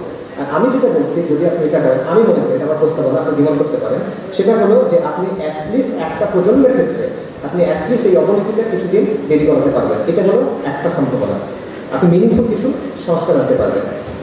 ঠিক আছে? অর্থাৎ একটা সম্ভাবনা হলো যে হ্যাঁ, এই কাজটাকে আপনি সামাজিক শক্তি অর্জন করবেন, বাট এরপরে আর আগাতে পারবেন না। আমার অপশন হলো সেই ক্ষেত্রে এটা আপনার জন্য বেস্ট অপশন, কারণ তখনও আপনি মিনিংফুল কিছু সংস্কার আনতে পারবেন। অন্য একটা সম্ভাবনা আছে, সেটা হলো যে সামাজিক শক্তি, সেটা সামাজিক শক্তি থেকে সামাজিক আন্দোলনে যেতে পারে, সেটা সামাজিক আন্দোলন থেকে সমাজ বিপ্লবে যেতে পারে, এবং যদি আল্লাহ চান তাহলে সেটা পূর্ণাঙ্গ বিপ্লব দিতে পারে। কিন্তু এটা একটা সম্ভাবনা, এটা নিশ্চয়তা না। মনে করেন এটা একটা মাল্টি স্টেজ প্রসেস। মনে করেন ক্লাস 1 থেকে ডিরেক্ট ক্লাস 10-এ যাওয়া যায় না, আপনার প্রত্যেকটা ক্লাস আলাদা আলাদাভাবে পাস করে ফেলে উঠতে হয়। তো এই ব্যাপারটা এখানে অনেক সময় সাপেক্ষ ব্যাপার, প্রচুর কাজের ব্যাপার আছে, এবং যেটা বললাম যে বক্তা এবং ভক্তের বদলে এখানে আসলে সমাজকর্মী গড়ে তোলার ব্যাপার আছে। তাহলে হয়তো আমরা সেই বিষয়টা নিয়ে চিন্তা করতে পারবো। এবং এই জন্য আমি এখানে সেই কথাটাই বলবো যেটা আপনাকে প্রথম পাবলিক স্পিচে বলছিলাম, যে আপনি সংস্কার চান বা আপনি বৈপ্লবিক পরিবর্তন চান, দুটোর জন্যই আপনার সামাজিক শক্তি অর্জন করতে হবে। আপনি অর্থবহ সংস্কার চান অথবা আপনি বিপ্লবের স্বপ্ন দেখেন, যেটাই আপনি চান, দুটোর জন্যই এই কাজটা আপনাকে করতে হবে। পাশাপাশি আমি মনে করি যেটা আসলে অনেক দূরের একটা বিষয়। আপনি যদি ক্লাস 1-এ পড়েন তাহলে আপনার পিএইচডি পড়াশোনা নিয়ে চিন্তা করার দরকার নেই। আপনি যদি ইন্টার পাস করেন, আপনি ইউনিভার্সিটিতে ভর্তি হয়েছেন, তখন আপনি হয়তো পিএইচডি পড়াশোনা নিয়ে চিন্তা ভাবনা করবেন। এগুলো বর্তমানে এটা উইশফুল থিঙ্কিং আমার মতে। এবং আমাদের একটা ব্যাপার আছে, সেটা হলো আমরা জাতিগতভাবে জল্পনা কল্পনা করা একটু বেশি পছন্দ করি, আলাপ আলোচনা করা একটু বেশি পছন্দ করি, আকাশকুড়ি কল্পনা করা একটু বেশি পছন্দ করি, কিন্তু কাজ করতে পছন্দ করি না। সো এই জন্য আমি মনে করি যে এই প্রবণতা থেকে বের হয়ে এসে এখন আপনি কী করতে পারবেন, কীভাবে কাজ শুরু করতে পারবেন, এই জায়গাটাতে ফোকাস করা উচিত। আপাতত যেটা প্রাথমিক কাজ সেটাতে ফোকাস করা উচিত। সো ফাইনাল কথা যেটা, সেটা হলো যে আলটিমেটলি আমরা যদি সেকুলার প্রগতিশীলদের যে সামাজিক আধিপত্য বা কালচার হেজেমনি আছে এটা না ভাঙি, আমরা যদি সমাজের মনোজগতে যে পরিবর্তন আনা দরকার সেগুলোকে না আনতে পারি, এবং আমরা যদি সামাজিক শক্তি অর্জন না করি, তাহলে ক্ষমতার যতই পালাবদল হোক আমাদের অবস্থা ক্রমশ দুর্বল হতে থাকবে। আপনি এখন মনে করছেন আপনার অবস্থা খুব ভালো, আপনি কয়েকদিন পরে একটা কী অবস্থা হয়, এই দুর্বলতা থাকবে, কারণ একটা সিস্টেমেটিক প্রবলেম, এটা একদিন দুদিনের প্রবলেম না। এবং কী হবে, নির্বাচনের সময় আসবে, রাজনীতিবিদদের মাথায় টুপি উঠবে, কারো মাথায় হিজাব উঠবে, কারো হাতে তসবিহ উঠবে, সে আপনার কোনো প্রতিশ্রুতি দিবে, সে আন্দোলনের জন্য ইসলামী দলের কর্মীকে রাস্তায় নিয়ে যাবে, তারা সেখানে জান দিবে, কিন্তু আলটিমেটলি রেজাল্ট আসবে না। বরং কী হবে, কারো অখণ্ড ভারতের স্বপ্ন নিয়ে সে বাস্তবায়ন করতে চাইবে, অথবা তারা সন্ত্রাসের বিরুদ্ধে যুদ্ধের স্বপ্ন নিয়ে তারা কাজ করতে চাইবে। আপনি একবার ভারতের গোলামের মধ্যে ঢুকবেন, অথবা আপনি একবার আমেরিকার গোলামের মধ্যে ঢুকবেন। এই চক্রটা চলতে থাকে। তো এই চক্রটা ভাঙা সম্ভব, এই ভাঙা সম্ভব। সেটা কীভাবে সম্ভব? আমি মনে করি এটা সম্ভব এইভাবে, সামাজিক শক্তি অর্জনের মাধ্যমে। এটা আমার প্রস্তাবনা। যাদের প্রশ্ন আছে, অনেকের সন্দেহ আছে আমার কথাবার্তা নিয়ে, এটা this is your answer, this is my answer, this is my proposal, এটা হলো আমার কথা। এখানে স্পষ্ট সব কিছু, গোপন কোনো কিছু নাই। এখন দেখেন আপনারা যেটা ভালো মনে করেন। আর আপনার ডিসিপ্লিন করতে পারেন, অবশ্যই ডিসিপ্লিন করতে পারেন, এটা আমি আমার চিন্তা করলাম। আপনি এখানে ডিসিপ্লিন করতে পারেন, কোনো প্রবলেম নেই। বা একটা জিনিস মাথায় রাখেন যে আমাদের অল্টারনেটিভ দরকার, আমাদের বিকল্প দরকার। যেভাবে সব কিছু চলতেছে এইভাবে যদি চলে, আপনি একটা মহা সংকটের মধ্যে গিয়ে পড়বেন। আপনার অবস্থা হলো একটা ইডিওর মতো, যে একটা খাঁচার মধ্যে আছে। খাঁচাটা অনেক বড় হইতে পারে, খাঁচাটা এসি দেওয়া হইতে পারে, খাঁচার মধ্যে অনেক চমৎকার খাওয়া দাওয়া থাকতে পারে, খাঁচাটার আয়তন অনেক বড় হয়েছে, কিন্তু স্টিল একটা খাঁচা। আপনি এখানে নিয়ন্ত্রিত, আপনি এখানে নিয়ন্ত্রণ করেন না। এটা হলো বাস্তবতা। সো আপনার চিন্তা করতে হবে এই খাঁচা থেকে আপনি কীভাবে বের হবেন। আপনার অবস্থা হলো আপনি একটা বাড়ির মধ্যে আছেন, আপনার কাছে আলিশান বাড়ি মনে হতে পারে, কিন্তু এই বাড়ির ফাউন্ডেশন থেকে দুর্বল হয়ে গেছে, এটা যে কোনো মুহূর্তে ভেঙে পড়বে, এবং এটা ক্ষয় হচ্ছে, এটা ভাঙবে, এটা অনিবার্য ব্যাপার একটা। সো এই বিষয়টা নিয়ে আপনার চিন্তা করতে হবে, এই বিষয়টা নিয়ে আপনার সলিউশন করতে হবে। তো আমাদের দায়িত্ব করার তো আসলে আলহামদুলিল্লাহ।